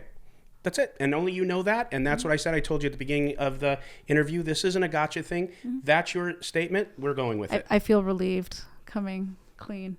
Good. It doesn't always feel better. I swear. I know. You know what? Like, it's interesting. I was like, here comes the re-trauma. But I did tell you this. Like, when you asked me to like get on the stream, I was like, you know what? I feel like I'm ready just to like be really raw. And you're like, well, what do you give me like a rough draft? And I was like, I don't want to, because you didn't at send the me end of the anything day, really. I just wanted to get it off my chest and be done with it. And I know that there's like, you know, everyone can put pieces together from all the podcasts that I did. And sometimes there'd be a moment of like, fine, F it, I'm going to tell the truth. And others where I'm just like, yeah, whatever, Jack, hi. Like, I'm just like, I just was so dejected so many times doing like being on calls like every single day in a row. And then also having that emotional trauma of I have to be honest with you, like when I got back to my house that night, and I looked down at my phone, like it's a very different situation now. I would say it's like a 98% of support on all my social media inboxes. I had like 40% of people calling me a cheating whore, a cheating liar. At the beginning. It was unbelievable. And so just to have that also like... Calm down. Yeah. Like I there was parts of me that I never thought I would ever expose to the world emotionally. During the podcast, at the heat of the moment, I mean, whoever called me at the wrong or right time, you got a piece of me that like was responsive to what I was just dealing with at that very moment. And I was dealing with like my phone, kid you not, Nick, was like, if I had kept my notifications on, it was like ding, ding, ding, ding, ding, ding. Like my husband was like, what, is that your phone? And I was like, yeah, can you fucking believe it? It was like ding, ding. I was like, it couldn't be going... there was no way I could even open a phone call or receive one with how fast those notifications. Well, I can't imagine being innocent. If you're innocent, again, I don't know 100%, but I'm taking your word of what you said, and going through that because I went through it at a lower level and it was really tough. Right. So, because I will say that when I got to some of this and I started. I don't want to say, that's why I prefaced with you and I said, I'm not here to like try to get you, okay? Because I knew, and you did do it, as soon as I pushed a little bit and we got into some tough questions and then you had to admit you messed up or you did this or you changed your story, you bristled up and you have some PTSD because your demeanor changed. Your demeanor was ready to, I don't want to say attack, but you got frustrated for a second here. Yeah. I get it. Right. I get it. I understand. Because there's still the element of like, I get why you see it a particular way, but I know what I was thinking at the time. And I keep feeling like I'm going to be told how I should answer that question. No. That's and it's not like one of those I would things. never have told you, don't say you looked at your cards, Jack 4, Jack 3. What I would have told you is just tell him the truth. Yeah. Just say the truth, whatever that is, and let the cards fall, no pun, how they may. Yeah. Because that's the way it should be. Ultimately, I just wish I'd admitted to it as soon as I turned over the because you know, and like I said, we've talked about this already. We're going to talk about it again. Right. When you went on some of these podcasts, like you said, maybe that day you were having a bad day and a lot of inboxes being called a whore, right? And a cheating whore or whatever. And when you went on some podcasts, you were very defensive and you were nasty. Yeah. And then you would go on another one, maybe you're having a good day and you articulated all your thoughts very well. Yeah. And you seemed very sane. Yeah. You know, so that's what I'm saying. That's why it was an emotional hurricane. It was an emotional hurricane, totally. and that's why like it was worse than it should have been because you know you'd see one side, then you'd see another side, and you're going. And I will tell you this: I believe the poker community, most of the people were cheat, no cheat, cheat, no cheat. They were like going back and forth themselves because you'd hear one thing and then you go, oh, you know, I'm leaning this way now. Then you would see another thing or hear it from you and you go, well, I'm leaning this way. So again, this is just because of inexperience dealing with these things. I had the same thing happen when I was defending my show and myself against some of these people out there that have a microphone, and I went and I made a ton of mistakes and made it worse for myself. yourself. So Right. I know that sometimes you have to learn Yeah. before you go through it again. Totally. You know? Yeah. Okay. So I'm going to ask you a couple other questions that are personal. Now I want you to understand that I would never ask you this because I don't believe anyone's personal life is anyone's business. I really mean that. Like, I don't give a shit. Whatever, but because you've talked on this, a million people have brought it up. There was controversy. Do you mind? I'm asking your permission if I can ask you about Jacob. Oh yeah. Is that okay? Yeah. No. And here's I think because I am friends with his wife, so I have to be a little bit respectful of that. And we kind of got a little bit closer since the incident occurred. And there's a level of honesty that like me and her had to kind of establish post, and I don't know what I think he'd be comfortable saying. So I will say that as far as this is concerned, because there was a reality show side to this entire incident as well. You know, you got the people where it kind of went into the pop culture world where it was like I remember you calling me after the Raiders game. But like, it's one of those things where like, I recognize that was not a big part of it. It's like, it doesn't mean shit anymore. But I will say this, out of respect for what happened at that time and maybe like that close relationship that it appeared to be, I have spoken to his wife and we have like cut staking ties. And this is because, like I said, I've gotten pretty close to his wife, and so we're friends. And so it's one of those things that out of respect for her that we are not continuing any type of staking agreement. But to be perfectly honest, like he had never, outside of that, it was one or two other times that he'd ever done it. And it was just like a random offer. It was never like a contract in place. And it was never anything like that. And we were working on a business deal together. So all of those has been cut out. And it was out of respect for mostly his wife. And then just for my husband that doesn't want to deal with it. We do not have any of those renderings anymore. Okay. Yeah. So my questions are along that line, and then I'm going to fire them off and you just answer it. Fair? Okay. You used to have a business relationship with him, and you said you don't now because of respect for the relationships. Yes, and it was just the way that it was perceived. Because of the TMZ type of attention. Totally. Okay. Totally. So but you did have a business and it was relationship. something his wife didn't want us to have anymore. You did have a business relationship. Yes. Okay, and you guys were personally friends. Yeah. Okay. Too close for comfort, for sure. I think were way your too close. husband and his wife uncomfortable with that prior to this yes, incident? I would say so. Yeah. And Both, or we which one? and we had multiple calls with all four of us where we kind of had to like kind of talk prior it through. or after the prior. They were uncomfortable. So prior to with this, it. you guys had to get I'm not sure. I kind of like I did ask my husband that. My husband's a very secure and like confident person. Like I don't know that it bothered him so much. I didn't really know her that well, so for me, I got to know her at post like the publicity of it all. And I also didn't know what he shared with her. Like I didn't know that he didn't tell her that he was going to be on screen with me, on stream with me that first time that we went on. So when I learned about all that, I don't know, I'm not going to delve into what their personal relationship was or what he disclosed to her and why he didn't. Did she have more of a problem with your relationship than your husband had with it? Yeah. Yeah, okay. Definitely. Did she or your husband know you guys went to the Raider game? My husband did. My husband did. She didn't, and she also never knew when he was on stream with me. So these are things that like I wasn't aware of. No, she had no idea. She had no idea. But your husband did. He did. Yeah. Did you ever have an intimate relationship with Rip? No, it was, and I've said this before. We had an inappropriately close friendship, I guess you could say. What's that mean? Like, I think, like, when you take the perspective of certain people, and I had to ask them, like, does it look bad? Like, they're like, yeah, it looks bad. I mean, like, short of, like, making out with him on screen, he looked, like, Did somebody... Did you ever make out with him off screen? No, somebody even posted something that it's not even funny that I'm saying this. It's like, meet somebody who looks at you the way that Jacob looks at Robbi. Right. And it was one of those Do you understand things. the way he looked at you and the way you guys were looking at that Raider game? And it was like one of those things, and it couldn't have been the worst timing for that video. But I almost and people even came to me afterwards, Nick, and they're like, was that a publicity stunt? Because it looked so staged to me. I know. I couldn't believe it. I wonder if like the camera guy guys I contacted you. I'm like, Robbi, do you know about this? And you're like, yeah, my phone's blowing up. Yeah, but I also was like, who cares? We're at a Raiders game. And I was at a tournament that day, and he wanted to talk about the lawsuit. And he's like, I'm at a game. I can't talk to you. Come and show up. Are you guys allowed to hang out anymore? We are, but we're choosing not to. Let's just put it that way. Okay, like, and now for me, I'm not going to... Yeah. Yeah, no. And there was, I think maybe in the presence of... I'm respecting his wife's needs, and for her to establish no, she didn't, and it was a lot to do with the fact that a lot of his interactions with me were never disclosed to her, period. Like whether off screen or even on stream. Did he have feelings for you? I mean, we had a really close friendship. Like, did you have a close friendship or an emotional affair? I wonder about that. Like, definitely, I would say an emotional affair. Because at the end of the day, like, yeah.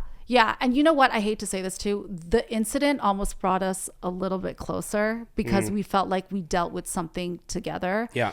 And so it did make it worse. Like, you know, being at that Raiders game, it felt like there was somebody that was going through it a little bit with me. Even though it was my hand.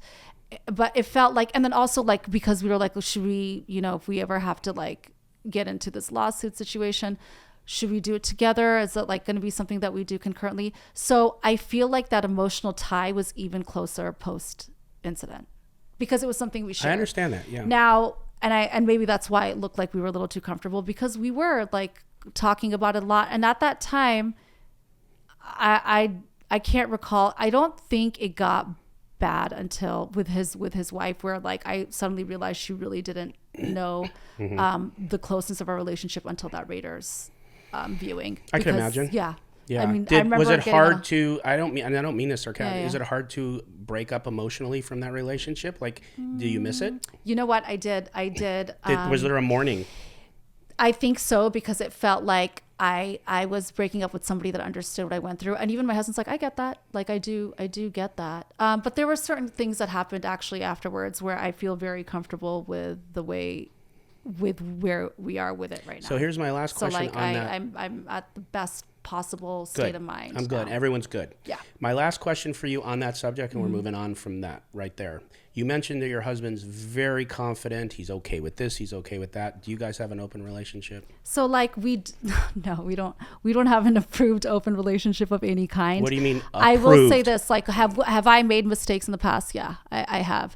And so at the end of the day, made mistakes with other men? Yeah. Okay. I have. And he's very well aware of that. And we've gone through. Did you get caught or did you confess? I've confessed. Okay. I have confessed. And so like we have, and look, you know, I've always said this, like being with him for 10 years, getting married fairly young and everything, like he kind of knew the person that he married in a way. He is older than me, you know, he's very successful, very busy. And so we did have like moments in our lives where there was a big disconnect as far as like, I guess, the attention that I needed so versus it was mostly the time for we attention? couldn't give. It was just he's a busy working man, and people always ask, like, it was nothing towards him personally. It was just an you had availability. needs that weren't getting filled. It was an and availability attention, thing. Availability. But ultimately, at the end of the day, he's my best friend, and we've been through so much. Are you in love with your husband? I love my husband to friggin' pieces. Are you in love with him? Yeah, I would say I'm in love with him. You would? I mean, it's so different because there's not like that lust, like crazy. Was there ever? Of course. Like I was obsessed with him from the very beginning. How did that? I think we have to overcome actually, like, and I've always said this, your marriage ultimately, if it's successful, is going to be the longest relationship of your life. And there's no other relationship in your life that you can compare it to. And every year is a different hurdle. You know, like the 7-year itch is a very real thing. Yeah. Like you do go through all these hurdles, and there is something about like compromise that you have to get through in the first, like forgiveness, like no other. And you've got to have this like level of just like being okay with shit that would have been really friggin' hurtful in the first few years of my. Was he, when he heard, okay, when the rip thing came out, and was he embarrassed? Yeah, totally. Okay. Yeah. Okay. And I'll so tell did you he why. feel disrespected? He did. Okay. So He my did. question to you is, when you confess those other things that we won't talk about, I don't have any interest in them. And then that happened. Was he very hurt, or was he very understanding, like you said? Well, I think hurt is just part of human nature. You have to be very hurt. Absolutely. And then it did suck that it was like kind of in the public eye. He was more sad for me. Like he's such a wonderful, loving, supportive human being. Like there isn't anybody that is a bigger saint than my husband. And I mean this like with all my heart. Yeah. Even like what he does for others. He's the most selfless human being in the world. And I think he deserves like all the money in the world for the love and support he gives others for basically free a lot of the time. Okay.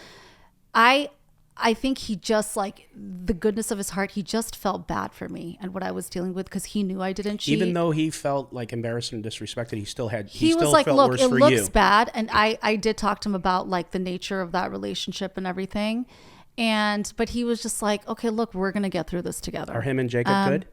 They're actually buddies.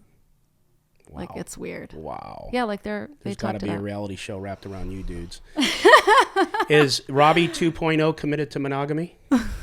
I am committed to monogamy. Okay, I'm gonna try we heard it extra right hard. here on the Nick Vertucci Extra Show. hard. All right, let's move on from that. You know what? Wow, are But you look, being hey, candid? look, if I do break and stuff, like it's one of those things. Like it is between my husband and I, and it is what it is. Totally, it's your business. And ultimately, like when you say break, you mean break out of 2.0 monogamy? I mean, like if ever if you there have a comes human time, moment. If I have a human moment, that's like a communication that I'm very open and comfortable having with my husband. Like we've been through like the craziest shit in our lives, and this Why isn't don't you guys just related go to a relationship. semi-open thing and just not hide anything? I mean, I don't know. I think he like made a point. He's like, I'm not in one of those like LA relationships.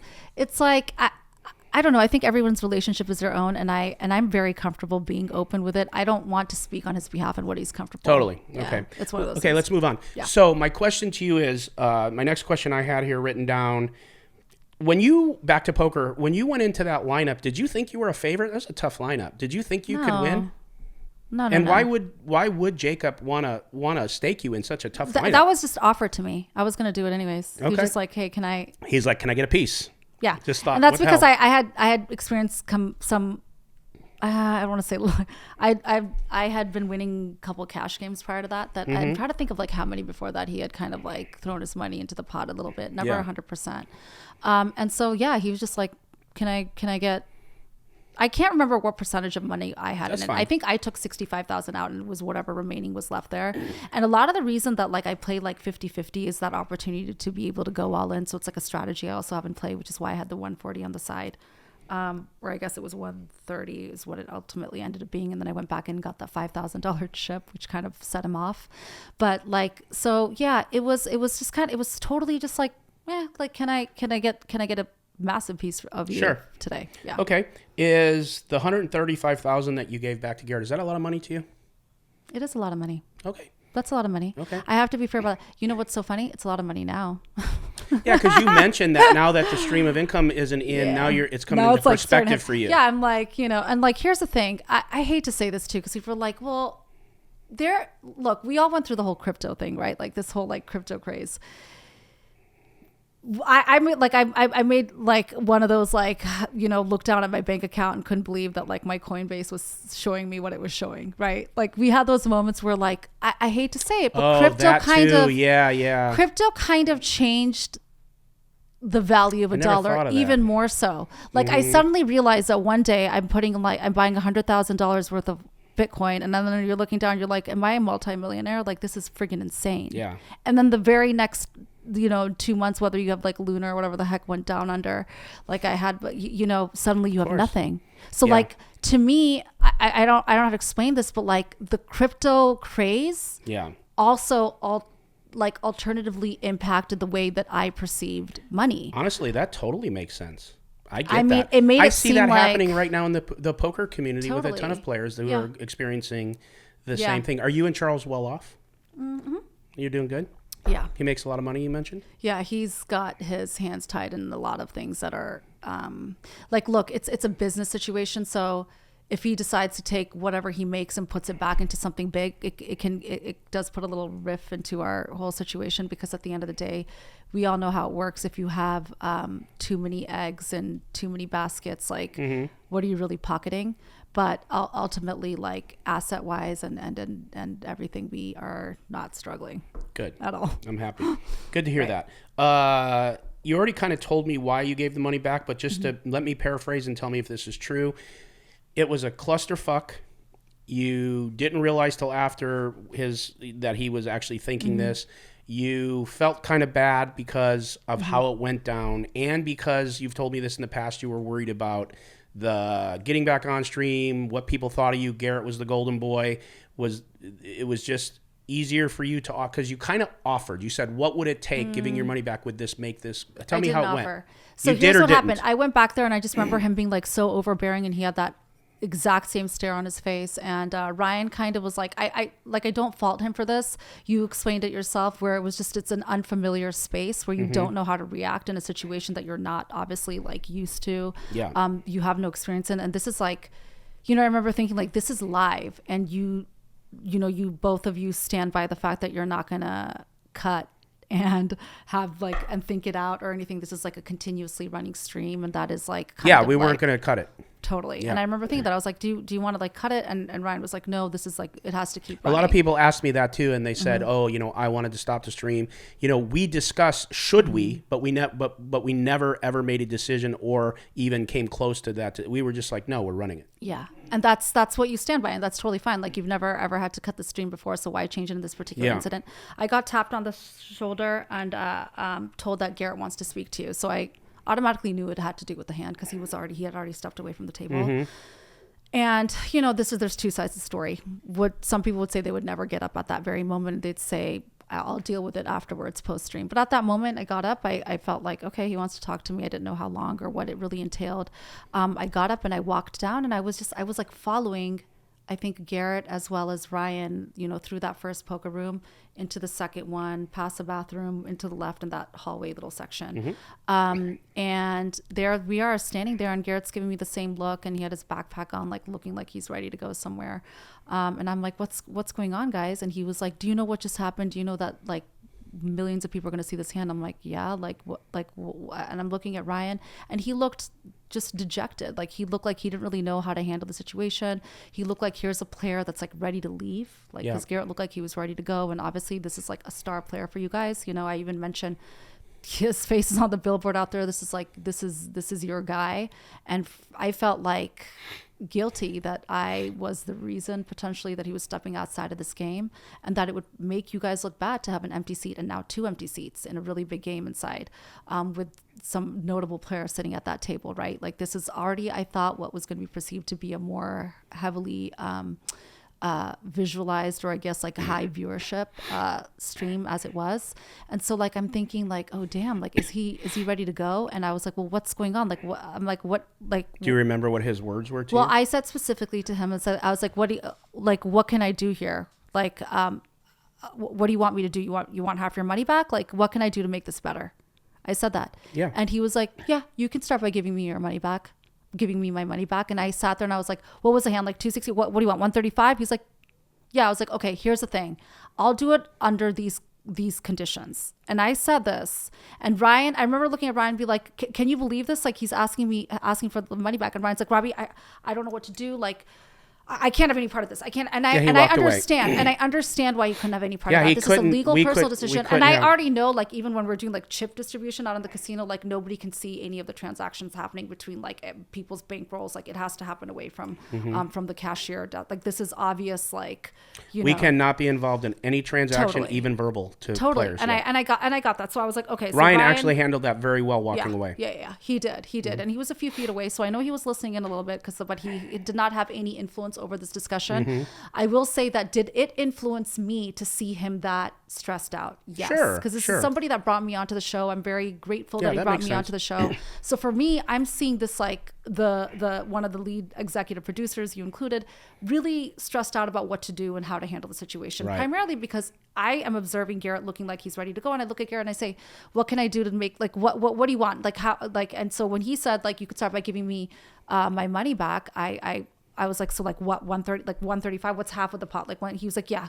And I was like, I'll do it on these conditions. I said, I'll do it if you go back in there and you play. And if you promise me that you're not going to not bring me back on stream. And this was heavily influenced by the fact that I had heard from other players that Garrett had a high level of influence as to who sits at the table with him. So for me, I felt like, damn, like, is he not going to ever want to play with me at the table? And at the time, I wanted to keep playing. Like, I wanted to keep playing on stream. Did you hear that from Nick Airball at dinner at Javier's? Yes, he did mention it. Yes. I could imagine, because I know that was one of my next questions. Yeah.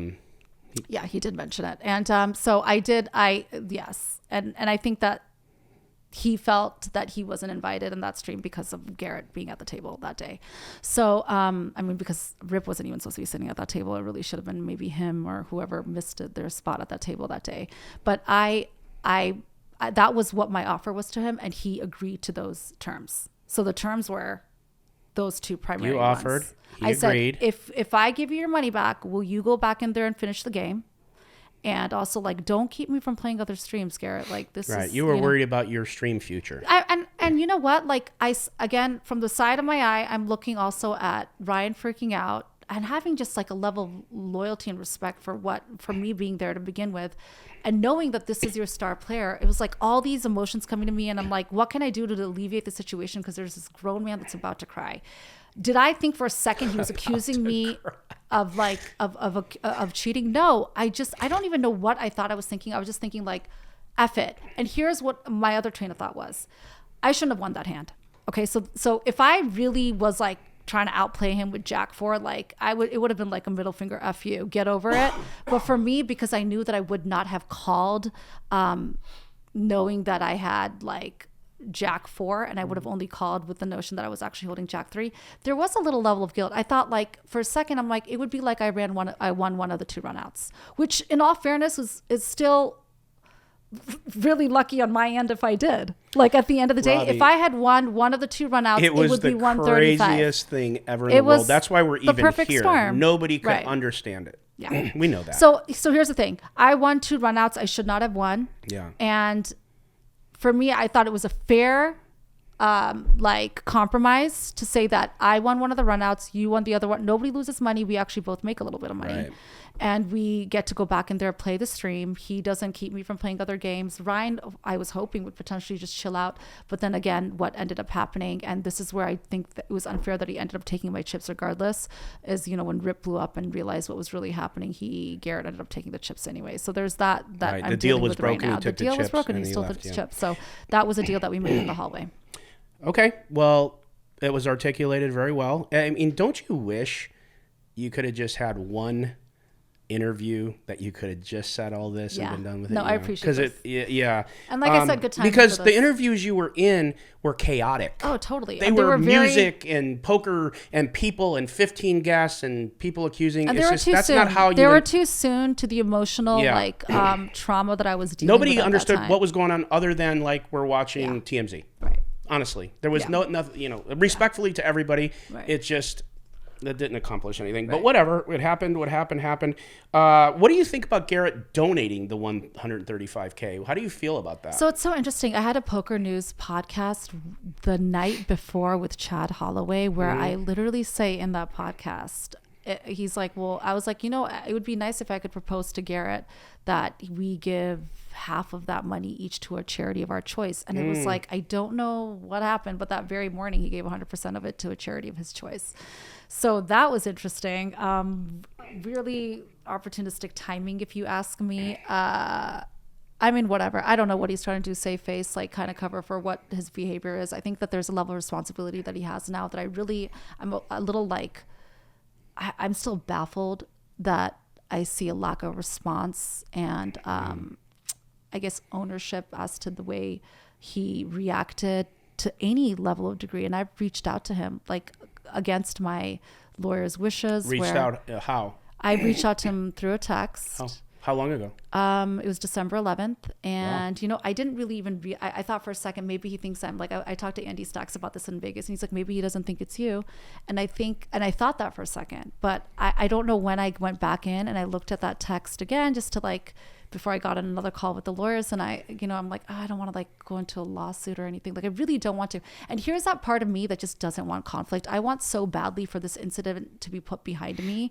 I don't want to be like going in deposition and like all that shit that happens over 135,000, you know? Yeah, I get it. And sometimes I think that people do things out of principle and it's just not plus and EV at all. And there's lawyers that are like dying to do it on contingency so they can take him for more than that. And it's like, oh God, that is never anything I intended on wanting or and I don't know if I'd ever really that would sit well with me, because at the end of the day I understand his response at that very moment maybe, but like I think that you have the problem with after about not coming around, like just come out and I think there's a part of that text message that maybe doesn't sit well with him. I mean, what I did could you even say? read it. I can read it to you. I read it. Yeah, I'll read it to you.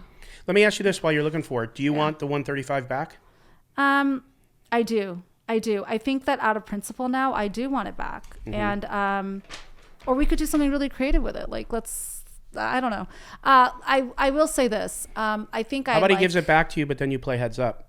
Well, here's the thing with that. 'Cause I So know I you think gave like that I know offer. that I think that like I posted something like a day or two after the incident happened, and it has like over 1 million hits and whatever. But it was something like, hey, once I get vindicated, like Garrett, let's go heads up. And I'll read you all day or something kind of snarky like that. Yeah. But very close pro friends and somebody of a very reputable status in the poker industry did come to me and said, Robbi, I will not let you.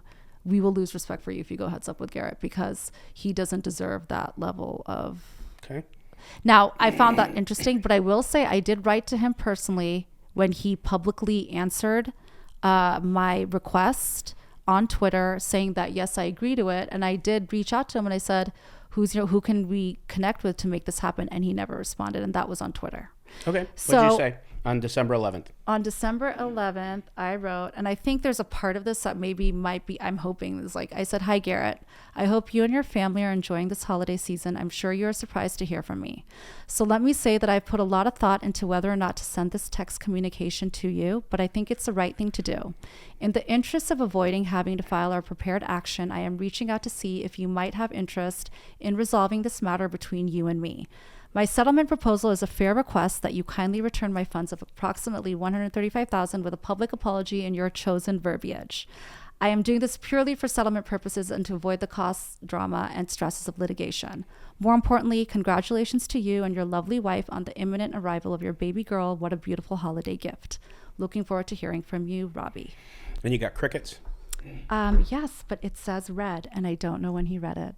Fair enough. It will say it if you move the thing over. Does it? Yeah. It shows you when he read it. It doesn't. Okay. Well, it doesn't matter. So, December 11th, 8:32 p.m. Very interesting. No response. Yeah. Is there going to be litigation? You know, I mean, I've been on calls. Like, I think I keep saying, like, give him some more time, give him more time. But I think, like, bare minimum, what I'm looking for is just that. It's just the 135. I don't want to do anything. Is there anyone else that's being brought into this if there is litigation? I know there's a lot of people that, like Charlie, my husband, kind of like, I wouldn't say he ever threatened them, but he was kind of like, look, if people keep coming at us, you know, like, we're going to have to say certain things, like just kind of defamatory remarks that were made, some slandering that was happening in the beginning. And I think that's like a big eye-opening situation for me, was like that toxicity of the poker industry that was exposed post-incident that we can definitely discuss a little bit of as well. So for me, like, I felt like, wow, like people are really hounding down on getting after certain parts of your life and certain parts of your character that they have absolutely no evidence behind. So it did look in the beginning that there could have been more political, I guess, turmoil or, you know, I guess interference, so to speak, not political, I'm sorry, legal. And I don't see that anymore. I think that it's so crazy. Like, you go through steps of this like traumatizing process of something this like much of a whirlwind, where you start to just accept certain nuances and consequences of situations that have happened. And there's a level of forgiveness I start kind of delivering. And I will say this, a lot of people that I considered like my enemies, or they came off and perceived themselves to be in such a way online, when I met them in person, like I did a couple meet and greets and all this stuff that I was asked to do with WPT and everything, suddenly they're like, you know, they're like, wow, I really felt a certain way about you, Robbie, but now that I meet you, I feel differently. So I think I've alleviated a lot of those like character like assessments of me that were potentially negative in the beginning upon meeting them later on in person. Yeah. I get that a lot too. Yeah. So, I mean, like, they're like, oh, you have a level of charm with you. I'm not trying to impose a level of charm with you. I mean, this is who I am. This is real life. And I think that like the way I was perceived, again, a very emotional response to what was happening, and the attacks were like so heavy on me. It really was dependent on what time of day you spoke to me post incident. I you know, when you meet me in person, couple weeks, couple months later, even, like, it's a very different situation. And so the same people that were like under attack against me online were they completely backed off and changed the way I think they perceived. And there's a lot of those people are my friends now. So I will say that, like, I do not have, I will not be legally, I guess, there will be no legal conflict with anybody that was potentially somebody that I could have been having it with in the beginning. So what you're saying is, if there's any litigation, there's only one person. Yeah. Okay. So everybody else that was, in your opinion, defaming you, pissing you off, pissing your husband off, that ship has sailed. Yeah, cool. that has. And it was never, and it was always going to be a very difficult ship to fight me against. Like, I'm not somebody that wants to sue the whole world. And look, do I continue to get, I do have supporters that are like, Robbi, if you do not sue everybody, I will lose respect for you. Well, fine. Like, at the end of the day, it's your decision, Robbi. It is my decision. And you know what? These are also the same people that, like, can't believe I gave the money back. So, like, I will always have this level of, like, I don't think I'm the nicest person in the world, but sometimes, like, it's just easier just to kind of, like, understand the emotional, you know, I guess, perceptions of people in a situation where they feel heavily impacted by what occurred as well, because they're part of, like, an industry that potentially has a lot of risk in it when it comes to cheating. So I can almost, like, put myself empathetically into their shoes and have, like, an understanding of where they were coming from in the beginning. And also, look, there's those that wanted the clickbait situation to get, like, clicks and attention from the incident. But I think that's just a natural human response to certain dramatic situations that happen, especially in the middle of a very boring time, which I've now discovered happens quite often in this poker industry. You know, we need, like, they need, like, another movie since Rounders. God, they lean so far into this. It's unbelievable. It's like, please give these men something to do and something to talk about. We're going to talk more about that. I'm going to give you the opportunity to talk more about that, actually. One small thing, and again, not to beat a dead horse, and again, make it a quick answer, because we're going to move on. But one thing I had written out here, you did say to Garrett on stream, you let me do this to you off stream too. Why would you say that? Because it did kind of make you look defensive in the sense that, like, you're defending that, like, you did it off stream as well as on stream, so it didn't look like you were cheating. But in fact, I have a note here that says you never played with Garrett off stream. I did. I played 2 hands with him the stream before. Just 2. It was just it was right after the cameras were gone at that very night. And you had an incident where you outplayed him?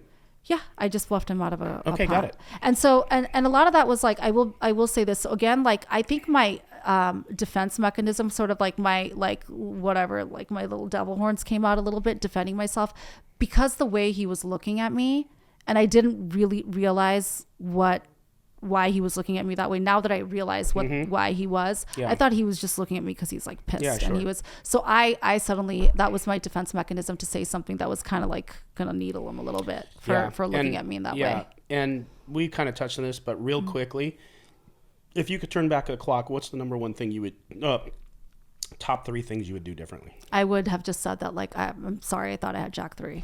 Okay. I would have said it right then. And look, if people wanted to, like, kind of go back and, like, reanalyze my hands and tell me that, like, well, why did you look down? I don't know if it would have been. I know 100% it wouldn't have occurred. Everything would not have happened as it did. But look, there's a part of me that wonders if, like, I'm all about. I've always seen life as, like, everything happens for a reason. So there were so many things that had to happen that day for it to get to where it was, that I almost feel like it was an incident that had to happen at this time for whatever reason. If I was, like, a pawn in the whole incident, or the scapegoat to make this, like, come out into the world of poker, where maybe certain things will change. I mean, I know they're going to change, but I think, and I hope more than anything, people change. I hope the way that people, you know, accuse others changes. I hope the way that people treat others changes heavily from this incident as well. I think that's what I'm looking most for happening, because look, we want to invite more people into this industry, not push them away. And I think this is an opportunity to change the way that we attack others or analyze others' behaviors, if we want to open that door for those that are potentially interested and could potentially, you know, you could have more fish at the table that you could take money from. I mean, well, we want this to make incident that an has definitely opportunity. opened up a lot. I mean, believe it or not, brought a lot of people into poker that didn't even watch poker, because this went, like, viral, mainstream. But it did. A question I have for you, again, just going a little bit off path here. How did you not notice that you had $15K missing when Brian snaked it from? I your mean, stack? like, first of all, I think I had Jacob go get that whole set of money, and he didn't even notice it. Yeah. How would I notice? I mean, yeah, I'm not like, saying that's bad. I'm not one, and I know I think there's like one or two people that are like, oh, I know exactly the amount of chips I have. I don't. Now I'm not like this is not an open invitation to take chips from me when I'm not looking. No, of course not. But I will say that like I didn't even give a shit how much money I had at that point. At this point, I'm sitting there and I'm just in the moment. Yeah. Have you had any communication with Brian prior, during, or after? I didn't even know who he was. And I know, Nick, that you called me that day and you're like, this has nothing to do with the particular incident in hand. And I remember being like, what does he look like? Who is he? Mm-hmm. And then kind of being told, and I'm like, oh, the only thing I recall about Brian is him being like a little uncomfortable putting the mic through my shirt. Because I had to revisit the idea of who he was and what he looked like. And then I saw a little snippet of him when you kind of like blow up where I'm coming into the room. That's the only interaction. That is the only interaction. Yeah, never heard a peep from him after, because a lot of people say that you guys were communicating and that was you sending messages to yourself. All that nonsense. It's so crazy. And even like that's what I mean, like the perfect storm. Like I'm like, I can't believe that happened. Like people looking at like the ellipses and like the way that we both talk, and I mean, I'm blown away. And even him coming out, like I never went online on like 2x2. I don't even know what it's called. Whatever. I still haven't. Because again, that's the way I cope with things. Like I'm not going to read reviews about myself, and I don't care if they're good or they're bad. Just not something of interest to me. You got to give me a class on this, because that's a great plan. You know what? I have a lot of close friends in like the LA industry that are, I guess, celebrity status, that have won Grammys and that are in this limelight already. And they've always like told me, like, you know, that they don't even look at one of their reviews, because if they did, they would not be able to perform in the manner that they do. It would keep them from being the character that they need to be, that has put them in that limelight, because that like bottom 5% of assholes is going to potentially damage you mentally to the point where it might impact your significance and your to those that actually value you and admire you. So they never look at it, and that's why they hire people to go through their reviews. So when you don't have that opportunity to hire somebody to go through your reviews, and I actually did have my PR person just go through and like block people, so I didn't have to read them. It's amazing. Like it feels really good to read, like to listen to your supporters and never even hear what one of your haters has to say. But I did think about doing like a really funny, like kind of like a YouTube situation where I would go through and read all my negative reviews. It would make for a good show. But then I was your like, DMs probably were worse, right? You know what? I will say this. Well, now they're not. Like if I look at it, back in the day, I mean. Oh yeah, I don't think I've gotten like cheater or anything for almost like a month and a half now. I mean, to be honest, and even then they were coming from accounts that I think that people created because they didn't have the balls to actually call me a cheater as their faces. Accounts. But I don't know if that was just somebody that created like. Yeah, there was a lot of those made during this. Yeah, I mean, some of these like comments were extremely vicious, and they were from around the world. I mean, supposedly according to these accounts, and like horrible. I mean, pages of this stuff. But even then, like it completely like diminished over time, because those are still going to show up on, you know, people can create new accounts. You have to keep reblocking them. But that's completely changed. But when you start looking up to your supporters and kind of like, that's what really invigorated me and kept me going. Because people always ask, like, how did you get through this, Robbi? Like, how? Like, I can't believe you got through this. Like, I can't believe you're able to do it. And I've always said this, like, it's amazing what the human body is able to do when it has no choice. When you have no choice, like it's unbelievable. And I don't think that like life gives you more than you can handle. Yeah. And I've always been taught that from my family. They're like, even my parents are like, we're not worried about you, Robbi, you'll be fine. Like my parents, like, I don't even think it was brought up once at like Christmas or Thanksgiving. Good. They're like, you're good. Like, we know you're going to be good. And if you're not, you can always go back to your industry. So like but you know, this is there. I've said this before. There's life before the hand, life after the hand. This is life after the hand, and it's something that I'm very, I guess, I'm ready to cope with and deal with and handle and use to my advantage. Sure. Okay. And I get it. And that's definitely a good plan. It's a healthy plan. Tell me about the night before. You guys went, I alluded to it in a comment that I made about Nick Airball. You guys went to Javier's the night before, and you guys were the best of buds. I was not supposed to be there. I left my phone at a Cash home game in downtown LA the night before, and my buddy met me there. he is down by where's that? What city is Javier's in? Whatever that city It's is. in Irvine He or was there Newport, and he was depending like, which one you Robbie, went to. come get my wallet. I left my wallet, and now I needed my wallet to play in the home. So it was in the supposed to game. just be Rip and Nick? Yeah. they were Okay, just so my meeting. question was going to be is this. You guys were all the best of buds, but then when this incident happened, it blew up and everyone started attacking each other. What happened? Well, I don't even know. The first time I'd ever met Nick was at that table prior, and I think that like Rip and him developed some relationship. Do you know what happened? Why they were friends, lovey-dovey, and then after this they went after each other? I don't remember what happened, but if you don't, that's fine. We move right on. I don't know. Like I don't even know what their relationship is now. I have no idea. Okay, got it. Yeah, yeah. I don't It doesn't know. matter if you don't know on it. But Then I don't want you to speak on it. I mean, they look like they were buddies at that time. Yeah, but at don't Javier's. you remember they weren't for a minute? Was it like over the money situation? I don't know. I can't remember. It was something like So that. like whatever. I know that like somebody said that he let. I didn't read any of that. I didn't read any of the release that he released or what that relationship was. I like. didn't write No any of the idea. notes down because I really don't care either. But I thought if you knew why it was good and then not good, you could just tell us. I just saw Nick actually playing Philhelmute at Aria like a couple weeks ago. When and said hi, everything's cool. Like, Everything's cool. Good. Yeah. Okay. One thing I want to bring up, and you can just give us a minute on it. This was brought to my attention, and I didn't do anything with it because it wasn't part of the investigation that I was doing, and it wasn't. I took some heat for this, and people thought because I had this information that I should have done something with it. Look, when we did our investigation, it was the cyber team. It was my own team of investigators. We were going to initially give our staff lie detectors, and then my legal team, once we hired them, said, shut up. Like, you can't even ask. Like, don't even ask them, or else you're putting yourself in some legal bind. So I couldn't do it. So I misspoke at the beginning. And then I wanted you to take one, and I asked your husband, and it's okay, but it became complicated. There was a ton of requests. You take one, this, but then 14 of the people at the table have to. And I was like, okay, it's either yes or no, and I got to know, okay, because I can't force anyone to take it. Now, you went and you took one. Now, the reason I took one before it was proposed to me. Yes. Right? From yes. you guys? Yeah, before I proposed it to you. I was just like, you had already taken one on your own that I knew nothing about. Right. Okay.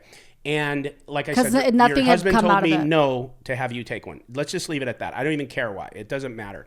Through my attorney, because I remember having like a discussion with him and like the other two attorneys and being like, why can't I take one? They're like, absolutely not unless everyone else does. Correct. That's right. And I was like, all right, whatever. I didn't like, I'm like, okay, but I don't mind taking it again. Like, it figured was you no wouldn't mind. fun taking it. Like, I will say that was one of the most awkward, weird things. And people are always like, what was it like? And I can explain that to anybody. Let me get to the question though, and then tell me how the experience was. Okay.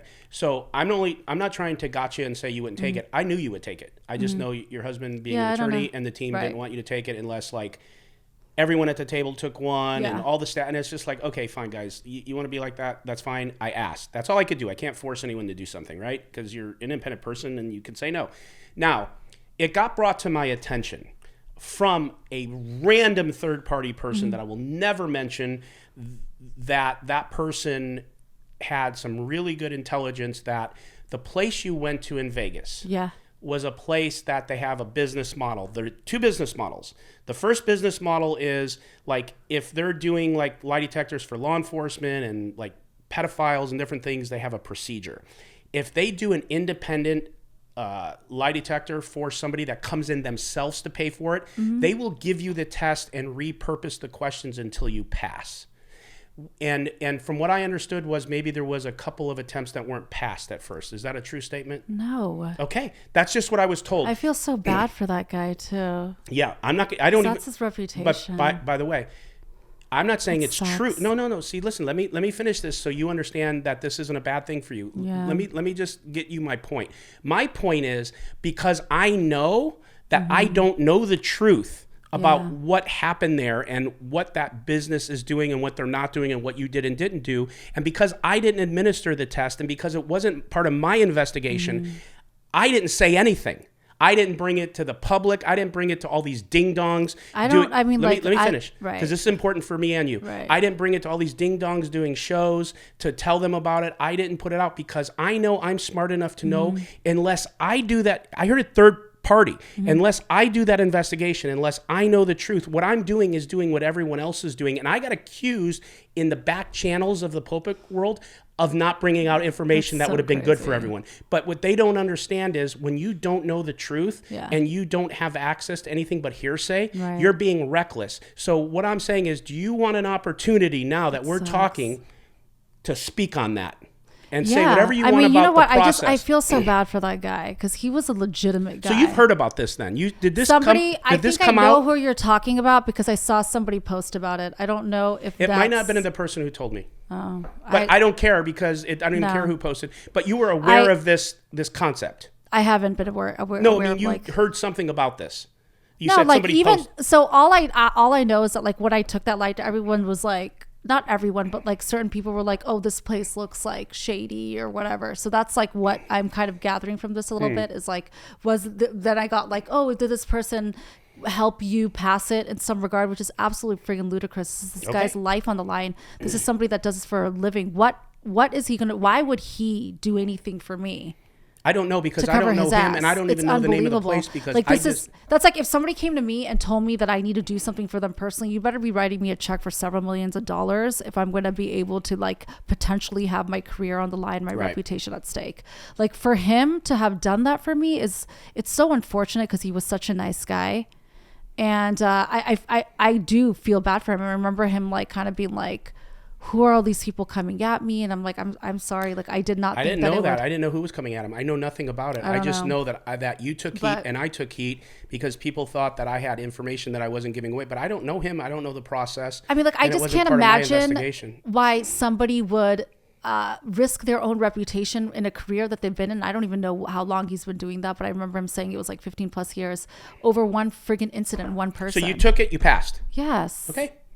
And you know what's so crazy? Even afterwards, I was like, I didn't even know. I was like, what just happened? Like, I felt like my like emotions and everything were everywhere. And he went through, I thought, the most comprehensive review and analysis that was done both. I wish your husband would have let me give you, like one of my people give you one because I would have stayed so neutral. So you know what's so weird? I was told that the California ones aren't, what's like the word that they're looking for? That the best ones are in Nevada because of the Gaming Association. It could be, I don't know.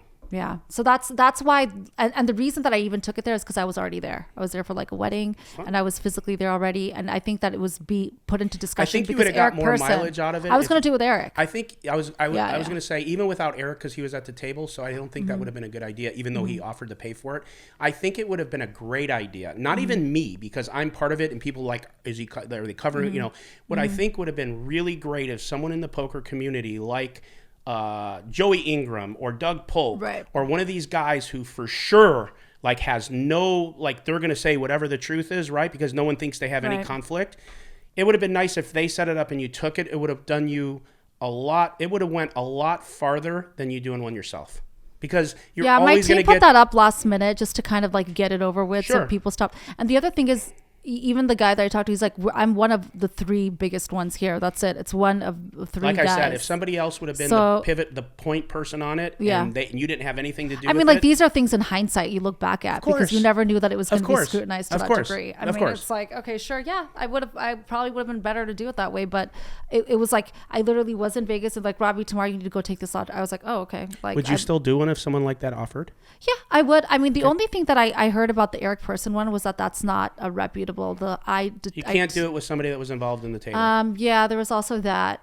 And I will say this, I think like, because I kind of butt heads with my legal team about this. I was like, why not? Why can't I just do it? I don't care. I'll take it again. They're like, no, you've already done it. Don't be ridiculous. But their legal team just wants to protect you. I get it. And the other thing that they were kind of like hoping for was that Garrett would do it. And the reason being is because they were getting a lot of communication regarding. But why would Garrett do it? Garrett wasn't accused of cheating. He was the one who accused. No, but they were, and they still do have a lot of, I guess they were receiving a lot of calls about people that wanted to be in on the lawsuit against him because they felt that they had been wrongly cheated by him. And I will say that. That's the most I'll say that. I don't know anything about that. So, and there was a lot of data. And again, I'm not just like I would advocate for you or him. If I I would have a really tough time believing that. Yeah, I've never seen that side of Garrett. Yeah, there's certain... I've never seen Garrett do any cheating. He's very controlling when it comes to his games and his poker, and he's a diva. Right. But he's not a cheater. And I have no idea. And I said, I've never wanted anything more to happen past what I had experienced firsthand. I could give a shit about hearsay. I don't care about third parties saying. It's just people. And more than say anything, shit, honestly, people. Nick, I realized that like after this incident, the toxicity again of the poker world and how everybody's butting heads, like people that you would think are your friends are not your friends, and even like, and I alluded to like the Four Horsemen and stuff. They don't even like each other. I don't even know who the Four Horsemen are. Like I just made up like the four. Well, like say their names. It was like Joey Ingram, I think like Sean D, maybe Tom Dwan was definitely in that one, and the Four Horsemen. Maybe I don't know if Berkey was in it at the time. Like it was whoever was like bothering me at the time, and not all negative. Oh, Doug Polk too, and like I think somebody even made like a funny meme where like I forget who's like the person that's like the host on the top of the screen, and then you get the other four. Yeah, I didn't see that one. So it's one of those things like I felt that the most honest, I guess, podcast was Joey. So I had decided right up front that was the one that I wanted to kind of be loyal to in the beginning. Okay. And even since then, like, I know that Doug wanted me to go on his. Me and Doug have talked it out. Sean will always, I think his MO is just to be a dick. So I've just accepted him as being that individual, and he's just always like needling everybody in the industry. I just didn't know who the heck he was before, and I know that also upset him a little bit. But I do respect and recognize him as a very, a very good poker player and very respectable, I guess, poker player, not so much personality wise. I know there's some people that have, and again, there's people that are just up against each other in this industry that there's a lot of these guys that just have a lot of beefs. I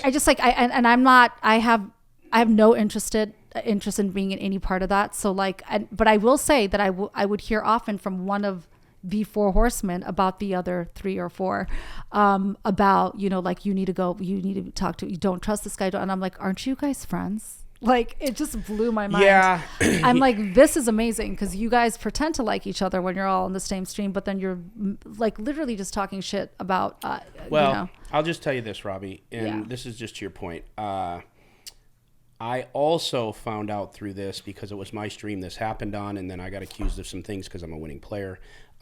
You find out who your friends are, like who your real friends are, and you find out who are not, and the when the dust gets kicked up, you really get down to the core of people's who they are. So it was hurtful at first, but it's a good pruning to know actually who is your friend and who isn't. Right. And I would say that a lot of these again, poker community, they're attacking each other. Tell me more about that. Like if you want to, if you don't, but tell me more about what you experienced through not just Four Horsemen, but a lot of the guys that are doing shows, different things. Is there anything you want to get out there that you think should be different about the poker community that was a positive, was a negative, was so toxic that it was, just anything. And I'm not prodding you. If you want to say, no, I'm good, we're good. Yeah. I mean, like, I think I experienced. How about this? Let's just get it right here. Who, if you had to say, have we ever discussed this? No, right? Okay. No. Who would, if you had to say an order of 1 through 3, where the biggest, I don't want to say dicks, but the most unfair and whatever, like the most annoying through this? Yeah, it's so interesting because I didn't like, okay, so again, I'm pretty new to the industry. So I think I had this like a different perspective on the introduction of everything. And so like there were certain podcasts I was kind of like listening to here once in a while. Yeah. And I even, like in LA traffic, you want to just like turn on anything. And poker's always something that has been of interest to me, especially in the last 2 years. So I would be like, oh, let's see if there's like a poker podcast I can listen to other than music when I'm driving around in LA traffic. Right. So like in the beginning for me, I remember like Berkey's podcast was on there, and I even saw him at the 2021 WSOP series. And I went up to him. I was like, hey, I just want you to know that like I listen to your podcast sometimes. Now I think like a lot of the reason I used to listen to it, I like the other characters on it. Christian's kind of funny, and there's like a woman on that podcast too, Melissa, and I the interaction like friends wise was kind of like fun, and I never really gave it too much attention as far as what they were talking about. But something like ticked me off with that whole incident. And I think that one of the people that ended up rubbing me the wrong way the most was him. And it comes to mind because I remember there was a particular incident where I'm just like super heated sitting in my hotel room in Vegas, and had a couple glasses of wine, and I said like, fuck you, Berkey. And then he used me as like clickbait or something in his podcast, like with like my middle finger up, which is fine. I guess like that's kind of a creative way to like needle yourself when you've just been like told to F you, Berkey. And I can't even remember what made me say that, except that I started recognizing that his podcast was really negative. And out of all of them, he just kept hounding all the negative aspects of this. Like, I think he attempted to bring it back in some sense of like, how can we utilize this incident to better the poker community? But it felt really like, it didn't feel selfless. It felt like just a way to kind of get those clicks, especially when he started using the thumbnails that were me having an emotional response to him continuing to needle me when I wasn't even on his podcast. Now, it's one thing, like if I went on your podcast and I said something that was not deemed like, a positive, look for me. For example, there was a situation where I felt really heated about what I was being told about Julie.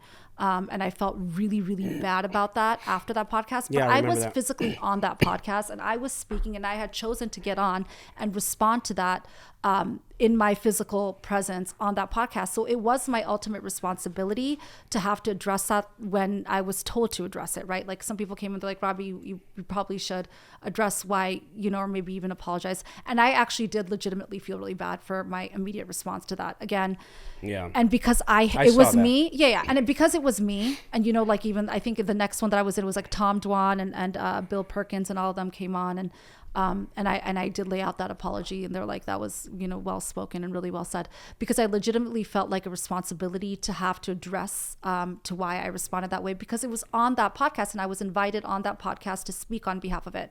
When I'm not invited on your podcast and you're speaking about me in a negative way, and then using and utilizing my face and potentially my response towards you, like that's where I feel like there's like a personal vendetta that you have, and maybe even like a selfish reasoning or rationale behind why you do that is less about the poker community and more about you. And the only reason I'm saying that is that like it just felt like a constant berating coming from his side when I wasn't able to speak for myself on all of the points of contention that he was going after when it came to my name. And I started recognizing, I'm like, damn, like people should not be able to use your face and your like anything without your permission. I mean, like I started thinking like wild things. I'm like, when you Google your name and you're like faces and things, like, isn't that like a copyright issue? Yeah, it's a copyright issue. Unreal. If you ever wanted to, and somebody uses a picture, but you have, by the way, you have to own the picture. So if like say the WSOP took your picture and put it up and he used it, the WSOP would have to make the copyriut claim. But if you, see what I mean? About that. But if you took your picture, then it's a copyright. Right. It's one thing if I'm on your podcast and you snap, now you own like whatever, presence I have or whatever like snapshot you want to take in the middle of the video. But so he kind of rubbed me the wrong way too. I had a pretty like decent kind of conversation going with Sean Deeps too about the heads up battle that kind of like, it took a little bit of a turn. There's a lot of egos that kind of came into play also. And I understood his perspective. It's interesting because I have nothing against him per se for what happened, but I will say that we had a little bit of like conflict there that now that's just his MO and that's who he is and it is what it is. And I think we're fine in that regard too. And then any issue that I had, because everyone's like, you can't let Doug talk to you about you like this. And I never watched any of his videos, but I will say in speaking with him, we kind of, sort of handled, I think like you figured it out. Yeah, we figured it out. And again, I have this level of empathy where I need to step. I have a very good knack for stepping into someone's shoes and understanding it from their perspective. And as long as I feel like your intentions were good, like look, everyone's trying to get clicks on their podcast. It's understandable. Yeah, it's a very niche industry, and this did become mainstream. Yeah, it's understandable. So for me to show up on your podcast is probably gonna do wonders because it's now become this like pop culture mainstream issue, and there are people that don't even know about the hand. Like, I mean, the responses I got from across the world about like you know, even just like woman power and all this like crazy stuff. Like they're like, I don't even know what poker is, but like, damn, I just like, I saw you like do that. That was like so badass and stuff. So like people were just now interested in like the response of the poker industry when they didn't even know what the hell poker was before. So I knew that it was already going to drive an audience. So for somebody to say that it was for the purpose of making the poker community better when it really was appearing to be like, for the purposes of getting more clicks is what really didn't rub me the right way. Well, Robbie, let me ask you this. Yeah. Did you come in here knowing anything about me and any of these people you mentioned, like a negative? Okay. No. We've never discussed it. It's funny because literally this person you mentioned, that number one, Matt Berkey, will probably think that these are setups, because I will tell you, probably the last 6 out of 10 people that I've asked about toxic or this or beefs, he's at everyone's top of their list. So I only say that because I never say shit to anybody, and it may look this way because on my podcast, that's all people say. And, you know, for me, I had a thing with Doug because of how Doug is and some of the things, but it's weird because I reached out to Doug, we got on the phone, we worked it out. Me and Joey always were good, and then this happened, and everyone was under a lot of pressure. I went on to his show and was exhausted and was pissed off about something, and I snapped. He snapped at me, like it kind of whatever. But then you know what? We got on the phone. We made it good because at the end of the day, he's a good person. Even Doug said what someone said about you is like, man, you're much more likable in person than you are online. That's what he said to me, and we're good now. But this guy that you're mentioning is at the top of everybody's list of this. And he was actually probably more in the wrong about his sneakiness and self-servingness of trying to make the poker community better, but it's just a pompous approach. And I even, after all of it, reached out to him on text and said, dude, let's just talk, and like, we don't have to be buddies, but whatever, and just crickets. Your read is right, and I just want to go on record that I never prompt any of my guests to ever say anything about anyone, but it's becoming such a thing that when someone comes on and we talk about the toxic, he's their number one person. So at some point, I think you got to look in the mirror. That's all I'm going to say. I'm not even going to get into what our shit is because I don't even care. But it's a shame. Yeah. It's just a real shame. I hope that like the people like him and anybody else, like, and you look like, I'm trying to think of like Tom Dwan was a little hard too, but like there was for some reason when I heard their opinions on the matter, because they were speaking to me directly. It's a different approach. It's a different approach. There's a pompousness to this other person. Speaking behind your back. And I think that is just a level. There's something so like, I guess, sinister in that for me, where I feel like what are your intentions here? That makes me question your motive altogether. Yeah. And I think that might be something that I hope people look back at this incident and see that as like a level of improvement that they can do for their. Well, shout out to Joey for making you feel comfortable, and like his thing is being locked in. So shout out for being locked in and at least making that good. Yeah. I'm glad that you made it good with Doug. At the end of the day, like I said, in the past, I've had a real issue with some of his tactics, but when I got to know him, I like him. Yeah. And he's a very nice guy. And, you know, Sean, you know, I don't have an opinion. I hope we're good. I want to be good with him. I had a lot of communication with him on this and was very forthright and candid, and then found out he was doing a ton of things like looking behind my back on things, but not telling me or not asking me. That's what he does. Yeah. Like, and so, but that's okay. But I don't have but it's a different feeling than the other person we talked about. Yeah. And if I see Sean, I'm good. Like whatever. And he's a great poker player. Unlike the other guy. Right. And so whatever. So but now you're getting good feedback, right? Yeah. Okay. Yeah, that's good. It's been pretty awesome. And I will say that, like, I think that's like where I never, you know, it's so crazy. Like when the whole incident happened, like you don't see the light, like you do not see the end. You don't see, like, the end does not feel near. I knew that, like, I wanted to really hide in a hole and wait until the investigation was over, not recognizing that it might have taken a long time. And I think, I don't know where I heard it. Someone's like, oh, it could take months. I freaked out. I was like, what? And even the poker community I don't was have like, months. All the trolls were like, why isn't this done? Why don't we know? You know how long it takes to interview like 20 people and to have a company come out and turn your company, like they didn't understand. And it did take a very long time. Yeah. And I don't know. And I think that's why I felt the need, because I knew what my truth was. And that was that I didn't cheat whatsoever. I felt the need that I could not sit there anymore and that I needed to speak on my behalf, because it just, I felt like. I did that too, Robbie. Yeah. I did that too. I went out and I spoke when I shouldn't have. I wasn't ready. I wasn't in the right mental or emotional state to do it. And it caused me a lot of problems too. And I think if we all, including you, me, and everyone could do it over again, we'd do it different. Yeah. Yeah. It's just a learning experience. Right. Yeah. But I will say, like, all my supporters and everything, like, I adore and love them. And they're the ones that got me through this. Because people always say, how do you do it? It's like every time I was feeling down, I'd open up like anything. And it was just like the amount of, when I finally came to and I was like, I'm going to start reading things. I was like, wow, this is pretty awesome. And like, even now, like, you know, just the support, like you would think that like just the Twitter support and everything, like I think I'm more on, I'll kind of like look into Twitter a little bit more. That's where the poker community kind of communicates a little bit more of. But yeah, people are always asking me like, what are you going to do now, Robbi? And it's like, well, I never thought that I would have to like build on this incident that happened to me, but it's like, you know, life gives you lemons and you make lemonade, and it's very indicative here, I think, of what I can maybe potentially take this to. So there's a lot of things in the works now that I never thought that would ever be, and probably would have never even come to fruition, to be honest. We're going to talk obviously about that. I want to know about those opportunities. But you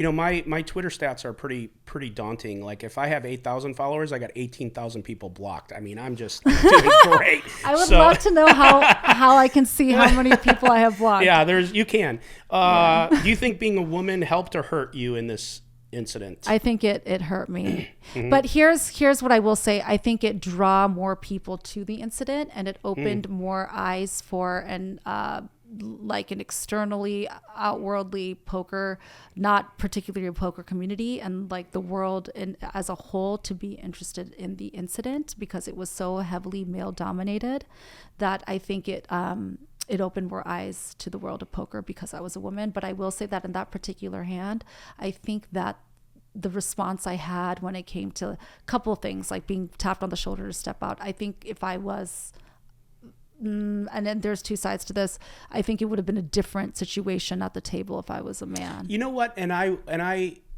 have really rarely pushed back, but for that, I don't think so at our place. And I'm not defending it because it's my place. I don't think so, because I wasn't there. Ryan was. Right.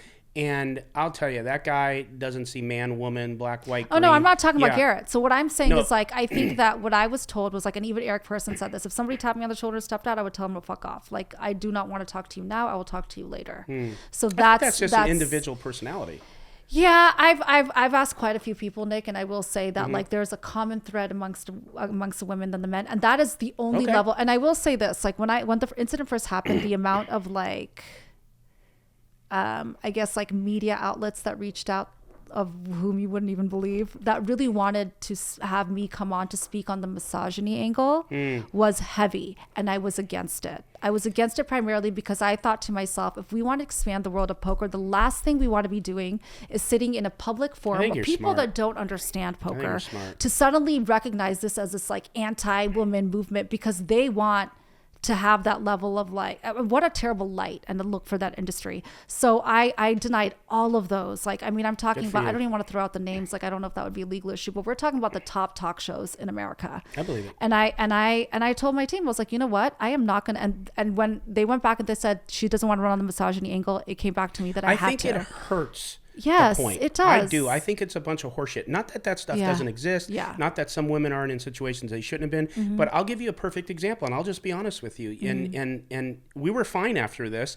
but I had that initial, if you remember, incident with your husband. Do you remember? But it was right at it was the day it happened, so you might have forgot. And I remember I was supposed to be at dinner with my kids, and I heard all this happening. So I'm like 2 hours behind or an hour and a half behind. I'm rushing to the casino to figure this out, and I was outside talking to the GM, and your husband had come.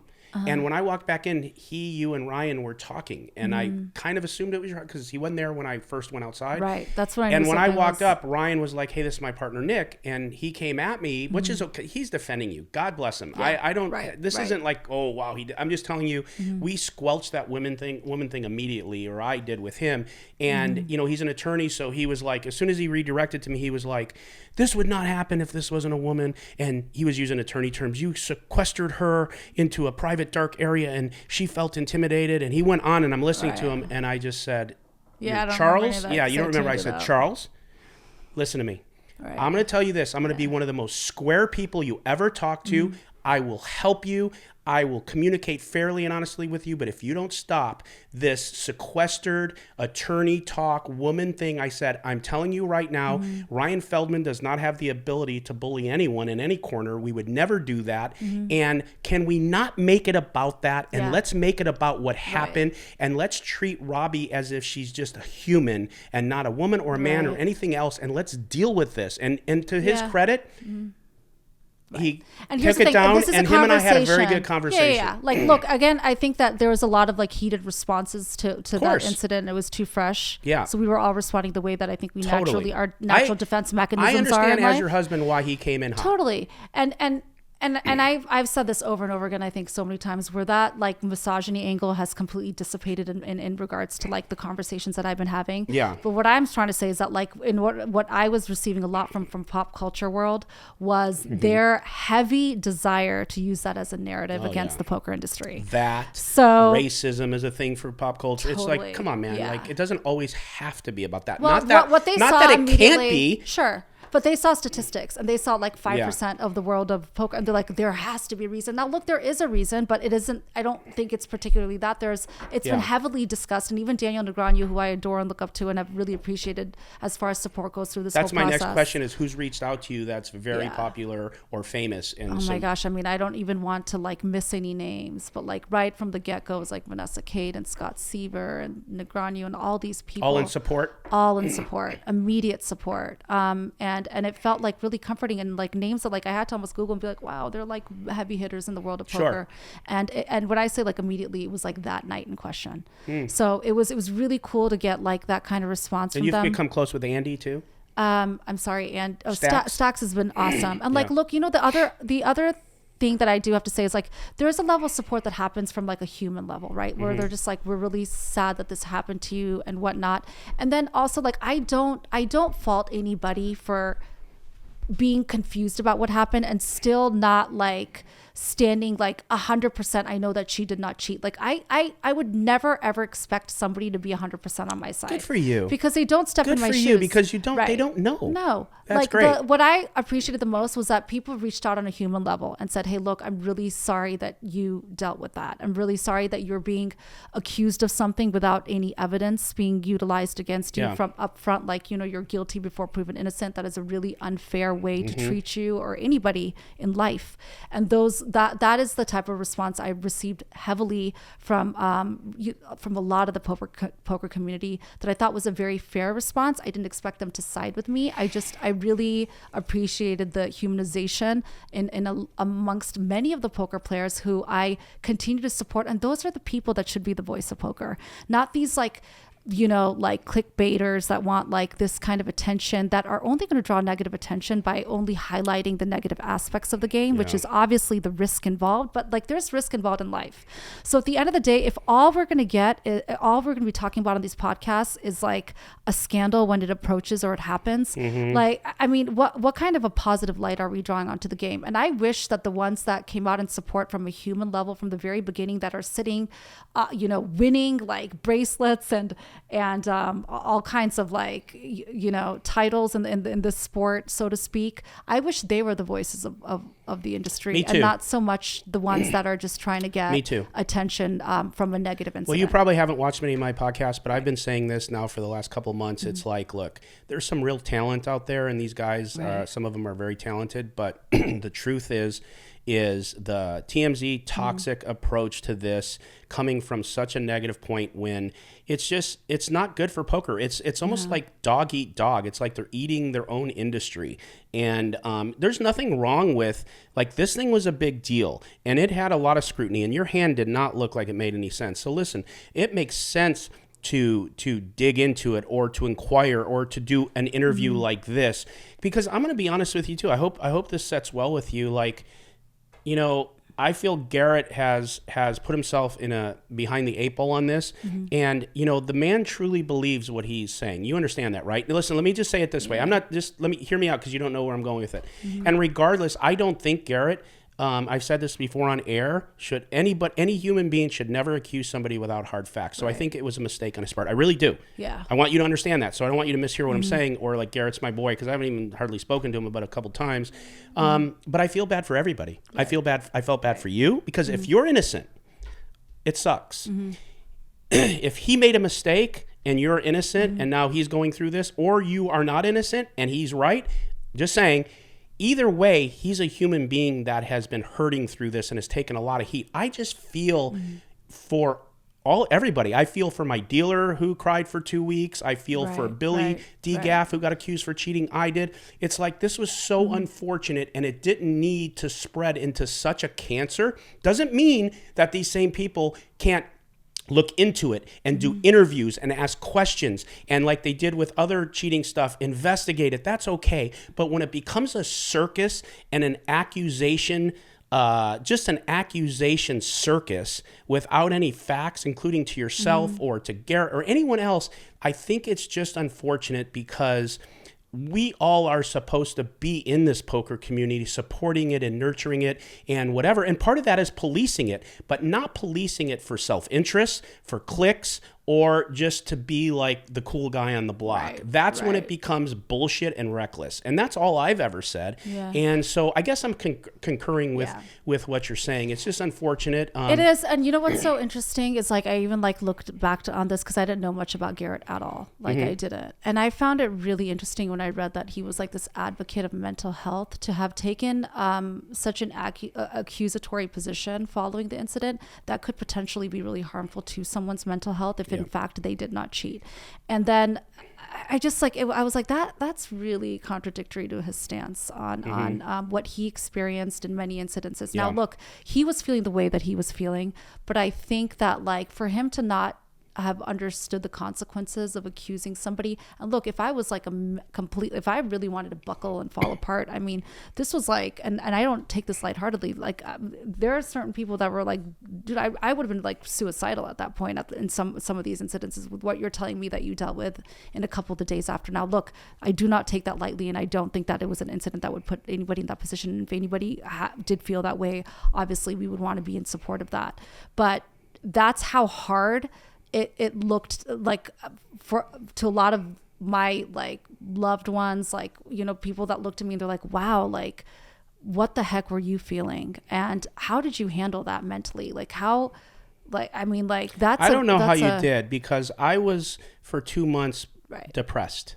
I literally went into a depression for 2 months over this because of the heat our show was taking, and because of the direct heat I was taking for the scandal shit that they put on me and people that I care about. And so I get it. Yeah. Because it really affected me. Right. And it's like, I'm to that point where everyone's like, oh, she's really going to milk this Jack forehand. Fuck yeah, I am. Because guess what? I was put in a position. I was put in a position that I overcame. And I'm damn proud of myself for having overcome it. Sure. And standing my ground. And look, I made lots of mistakes, and I've already said this, like, my emotional like waves that I expressed to the world, there's a lot that I'm ashamed of and a lot that I'm proud of that I can really stand I can stand ground and be confident that, like, I expressed my way in the best possible way that I could at the time, and I handled it as best as I could, and I did overcome it. I did get through it, and here I am. So if anybody's gonna have a problem that I potentially monetize from this, like, F you. Like, I'm still here, I'm still awake, I'm still alive, and you did this to me.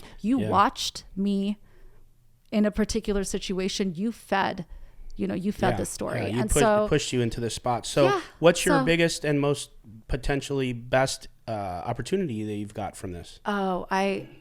Like, from just selling movie rights, documentaries, book deals, lots of magazine covers that are coming out, several podcasts that I've already done and that will be coming out as well. Okay. Sponsorships, and I've already flown to Malta for a lot of interesting stuff. Like, that's a big gaming industry. Are you going to start your own Jack 4 apparel? Somebody kept asking me that. I think, like, there's a part of me that thinks that's so corny. Corny Prince. Corny Prince. People have bought my name, like, and are trying to sell it back to me. Okay, by the way, just so you know, you have a lawsuit against them for $100,000 for every domain they bought. So I heard about that. It's a law. I did it's hear a law. about that. If anyone buys your domain and tries to either use it, like put it, like, you know, some people buy it and then they attach it to a porn site to fuck with people, or they do stupid shit like that, or, you know, whatever. But if anyone takes all your names and all these domains, like Robbi Law Poker, Robbi this, that, whatever, it's $100,000 per one. That. So if someone has like 10 of them, you got $1 million, and you don't lose. That is so now that I told you that, I want 25%. So get your husband on that. That is actually your name is your rights. So just know that they can't do that. I had someone do that to me. They had a shitload of them, and I was in a business lawsuit with them, and that was a determining factor, which really hurt them too, because they didn't realize that was against the law. And, you know, a lot of people do that, and they'll put it into a gay porn site, you know, your name and so you can't do that. That's no good. That's no good. Can't do it. You can't do that. You can't record people behind their backs. There's just a lot of laws people don't know. They're not aware of. Yeah. And I know that like all eyes are on me, and people kind of are like, please, like, can you send out more content? The amount of like OnlyFans requests I've been getting. Yeah. Oh my God! Set up OnlyFans Poker, OnlyFans Poker, and you'll never have to work again. There's a classy way to do it. You'll never have to work again. Believe it or not, but all the people that supported you should get a free membership. It's actually mind-boggling. They're like, please, like, just I'll pay anything for it, and like, who knows what kind of content that they're looking for. But there is a classy way to do it, so we'll see. And I think even Rampage was kind of looking into that. But I will say that like Rampage for you? No, like for himself. So if you actually look at OnlyFans, there is a business side to it where there's absolutely. But like, look, there's that. Obviously, there's a stigma behind it that'll never be gone. Yeah. So and then when it's associated with me, I think it's just going to be like, you know, everyone's going to be really eager to see something and then be very disappointed if they don't. So in that regard, like there's obviously opportunity, like I can, you know, everyone's like, oh, you need a you know, content create and all that, and so there's a lot of potential things happening there. I've had a lot of people come out that want to do content creating for me, kind of like just for free in the beginning, and they're like, pay me later if you think I deserve it. So it's been really cool to get those kind of calls and responses, and just like weeding through a lot of the opportunities that I think are coming to place. For me right now, I am sitting with a bunch of opportunities where I have to look at potentially the top 3 in every segment. So like sponsorship deals, the producers and the production companies that have reached out. You know, it's been really, I guess I feel very honored and privileged to have the opportunity to select. Yeah. Well, good for you. Okay, couple of quick things and then a couple of closing thoughts. Poker idols. So I admire Michael Adamo a lot. And I think a lot of that is his unorthodox way of thinking mixed with a little GTO and just like exploitative play. And as you know, I play very unorthodox, but I feel like for me, I play really tight as a tournament player sometimes, especially after learning a lot of the GTO methods that I employed for like the 2022 season. And I wish I had that Adamo, you know, like I guess like risk and like determination to get past like these GTO heavy hitters. Poker crushes. Poker crushes. You want me to say you right? I'm just kidding. Of course, I mean, duh. But so here's why I can't say that. Like, I feel like I can't even say that without. Me to say you. No, like everyone's gonna be like, "Oh, she's definitely getting with him." So I can't. I am not gonna say that because I don't want anybody to feel like. Yeah, no, I don't either.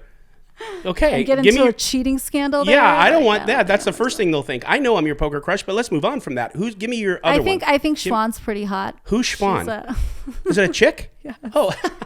Okay. Are you bisexual? She's on your. Are you bisexual? I am not. That's but why she's I just said hot. it. That's why you said it. Okay. Said it.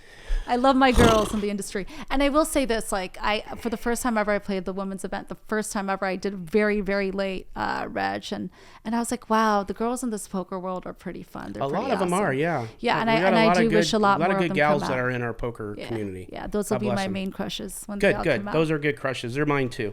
Cash or tournament? What's going to be your focus going forward? I have a heavy level of respect for the tournament play. Like, let's be real, the cash play is heavily based on your bankroll, right? And I think that's what makes it a little bit more exciting and more So you're fun. going to get all patched up with some sponsorships and go hunker down in some big tournaments? I have been. So like I you know, I was really like requested from like the WPT. They're like, you got to come back out here, Robbie. You can't be hiding. And I started off in the cash world. I play private cash games in Beverly Hills and you know, other areas in LA as well. And those are pretty big games with really great people, but those are cash players.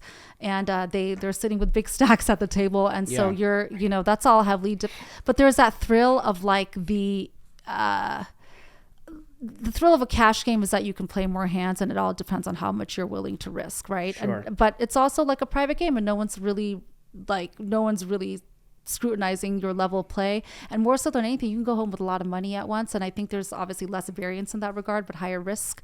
The thing with the tournament play is like that is skill, and the people that I really admire in that industry, like Michael Adamo and like Justin Bonomo and all of them, these are like, you know, Justin I've gotten to even know from playing. He's just like a wonderful person, but just a phenomenal player, and sitting with also all these other players at the table, like these guys I do have a high level of respect for. I see them regularly. I see the way that they play. I see the up and comers moving up, like this, you know, the Salivas of the world, and I'm just like, wow, like there's something to be said about tournament play that I think really showcases the skill set and the skill level and the patience that is absolutely critical in this game. And I have to respect patience, because I do not have a lot of that. You better get some if you want to be a good tournament player. And I feel like I do at times have that. Hard to do in your games because you can't be on your phone and be messing around with something that could kind of be like distracting you. But the ones that I see at the table that are really focusing. Which are the tournaments you can't have your phone? You actually can have your phone in every tournament. Yeah. Oh, I thought you said so in a way I can kind of distract myself if I feel any level of impatience. But yeah, no, I've been out there. I've been playing a lot of the 10Ks, the 25K buy-ins. I know that PCA is happening at the end of this month. I'm gonna try to get out to the Bahamas for that. The Poker Go Cup is coming up, but it's really just like now, you know, trying to like add on these type of podcasts and these like appearances that I have, and knowing when to say no in a lot of that regard. But look, there's a time period for everything, and so I'm trying to like just balance all the opportunities, because you don't know which one's going to hit.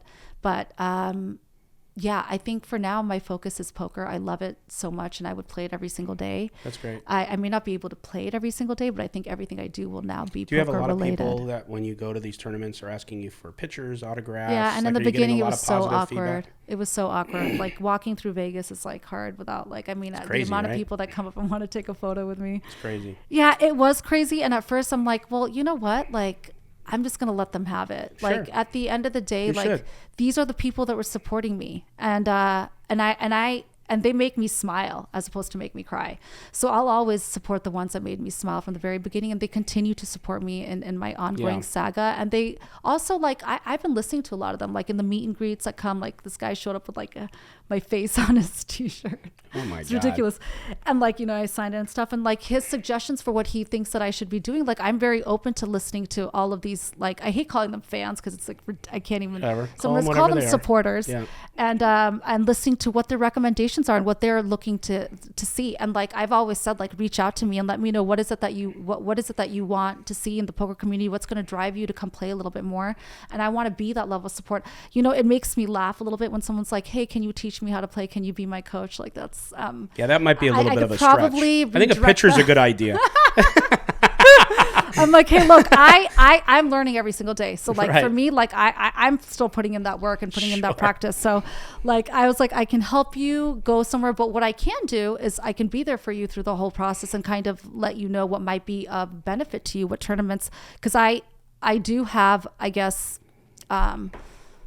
the opportunity, or I guess I'm lucky enough to go to any tournament that I want to go to. I mean, short of like time, because I have dogs at home and everything. Like, yeah, I can hop on a flight. What about the husband? The husband's at home too, no? Yeah, but he's so busy. Like we just have to couple and he's super supportive of me. Yeah. Going as. Oh, that's good. Yeah. I was going to ask you about that. You guys are good because you're always somewhere, not home. Well, here's what people don't realize, and everyone's like, "Oh, weren't you in Vegas yesterday?" I will fly to Vegas in the morning and come back the same night. Ah, got it. I've done that quite a few times. It's very exhausting, but I take I've done that a few times. And then also like, I thought about getting a place there as well, but more so than anything, like I am now, because, you know, I don't have a full-time career right now. This is what I'm doing. If I just time it right, I am able to go to as many places as possible. So there'll be probably a lot more international travel, coming up. And then also just being able to showcase that and record that for the world and let the whole world see what it's like to potentially being kind of new to this industry, and have some kind of like exposure to that world. Sure. But I will also say like, you know, there's people that are already doing that and they're doing a beautiful job of it. And the exciting thing about this incident and just poker in general is that I see a fresh new wave of interest coming into this world. And even for you, like, let's be honest, like, as unfortunate as this incident was, like there is really good that came for you. I mean, your stream is now, it was already the most popular stream, right? But now like there's a lot more eyes on it, and I don't know. I'm seeing like 50% more like viewership. I'm not sure. Yeah. And I will also say that like with the upcoming movies and like series and documentaries in place, maybe we should talk after about collaborating on a movie. Want to do that? Yeah. Okay. Let's do it. I have one more question for you, and then I'm going to give you a final thought. My one question for you is this. If you could wind back the clock and you had a magic wand and you had one wish with the wand, would you wand this away that it never happened, or would you wand it to let it happen? Meaning, would you rather this have never happened to you, or now that it's happened, would you not change a thing? It's so interesting you say that, because if you'd asked me like even a couple weeks following, because I think that, I don't know if it was like, I don't know who asked me. It was somebody on Joey's podcast. I think it was Tom. And he was like, would you like, or maybe I was like, Bill Perkins was saying that like, I must love this because like it gave me like fame and all this crap. And now you're the most famous person ever or something like that. And I was like, why would I ever want to be dealing with like the cheater accusation that is always going to be what I thought a heavy cloud over my name. And I think that is the only thing that gives me pause in that regard, is like, regardless of the positive, circumstances of this situation that have benefited you, that have benefited me, there's still that like, there's still those people that like, listen, there's always going to be haters regardless, but and I think Daniel Negron, you said something about this that was really interesting. Like there were always going to be haters, but there's always also going to be like this dark cloud that I might have to attest to and answer to, whether I go back to my like biotech industry, and I do consult still with a couple of companies. That accusation will be with you for the rest of your life, regardless of how innocent you are or guilty. And so I think that's the only thing that gives me a little pause and a reluctance to say that I am happy that this incident happened, but I'm also someone that doesn't want to change the past. Like I feel like everything happens as it needed to happen. I think that I am not the only one that's impacted from this situation in a potentially positive light. I think that the poker industry can learn from it. I also think that it can also draw a positive light. Like you even said that like, I don't think there was anything going on in stream that was of anything to be a concern of, but now you are going to eliminate any potential individuals saying that there is like opportunity for, somebody to slip through and get between the cracks, because you're going to put those risk mitigating factors in place. So would you use the wand to change it, or would you throw the wand in the river? I would throw the wand in the river, because I don't ever want to. I have this butterfly effect way of thinking, and like, what if that incident that I prevented from happening would have changed everything else that followed in a more negative light? Sure. Right. So, okay. I don't want to change the past. I have accepted it. And look, it does help that it has ultimately ended up positively, I think, for both of us. But even if it didn't, it's a learning curve in society. And I would want to accept it as it was. And I think that everything happens as it should for a reason. Fair. Okay. I'm going to give you you have any final thoughts or anything you want to say about anything or to anyone? It's your floor. I mean, like at the end of the day, I guess I just want more people to play poker. I want more people to come out and play. I don't want this to be a hindrance to anyone that was ever interested in playing. I want people to give me ideas for how we can open up the industry for more eyes and more ears to be listening, to be getting involved. And I think that that's the most important factor, because we do want more people at the table, if we want more eyes on the sport, if we want more visualization on TV. And that's how potentially we all get paid in the process, right? Like we have to increase the fan base, we have to increase the player base, and we just have to bring more eyes to maybe something that was given a little negative light over the last few years. That's number one. And number two, I think I want to say for those that were really like, that have been there for me in the beginning and been really concerned about my well-being through this whole process, thank you very much. But I will say, for those that don't think that they could have done it themselves, yes, you can, because when you are put up against something that you potentially would, if you look at it in hindsight and go like, I cannot believe I got through this. And if I looked at it, if you asked me 6 months ago, hey, if this happened to you, how would you deal with it? I would have told you like, oh my gosh, there's no way I would be able to deal with that. But when it happens to you, it's amazing what the human body is capable of when something really negative and really taxing happens to you. And you are very, very able to get through anything in life when it throws you the absolute most complex, situations your way that maybe you otherwise would not have thought that you'd be able to survive. Your survival antics do go up in play, and when you do overcome something that you didn't think that you could overcome, there's a different level of confidence and a different outlook on life and approach to life following that. So I feel like a more like resilient, confident, strong person as a result of what happened, as opposed to somebody that feels like I was wronged, and that like, poor little me. So stand up to anything that it comes your way. Don't ever buckle, get through it. And I think that the outcome, regardless of whether it's negative or positive, is going to change you in a different way, because you want that level of strength to get through the rest of life. Well, you heard it here. Robbi Lew has spoken, and I hope you think you were treated fair. I do. Thank Good. you very much. Yes, you're welcome. Yes, thank you for letting me speak my mind openly and freely. Perfect. Do not You were very analyze. candid. I appreciate that. You actually answered every question, and there was some hard ones in there, Yeah. and I respect you for that. This is the Nick Vertucci Show. I am Nick Vertucci, and this is Robbi Lew. Jack 4, Robbi Lew, Envy out. Bye. Peace. Peace. Cool.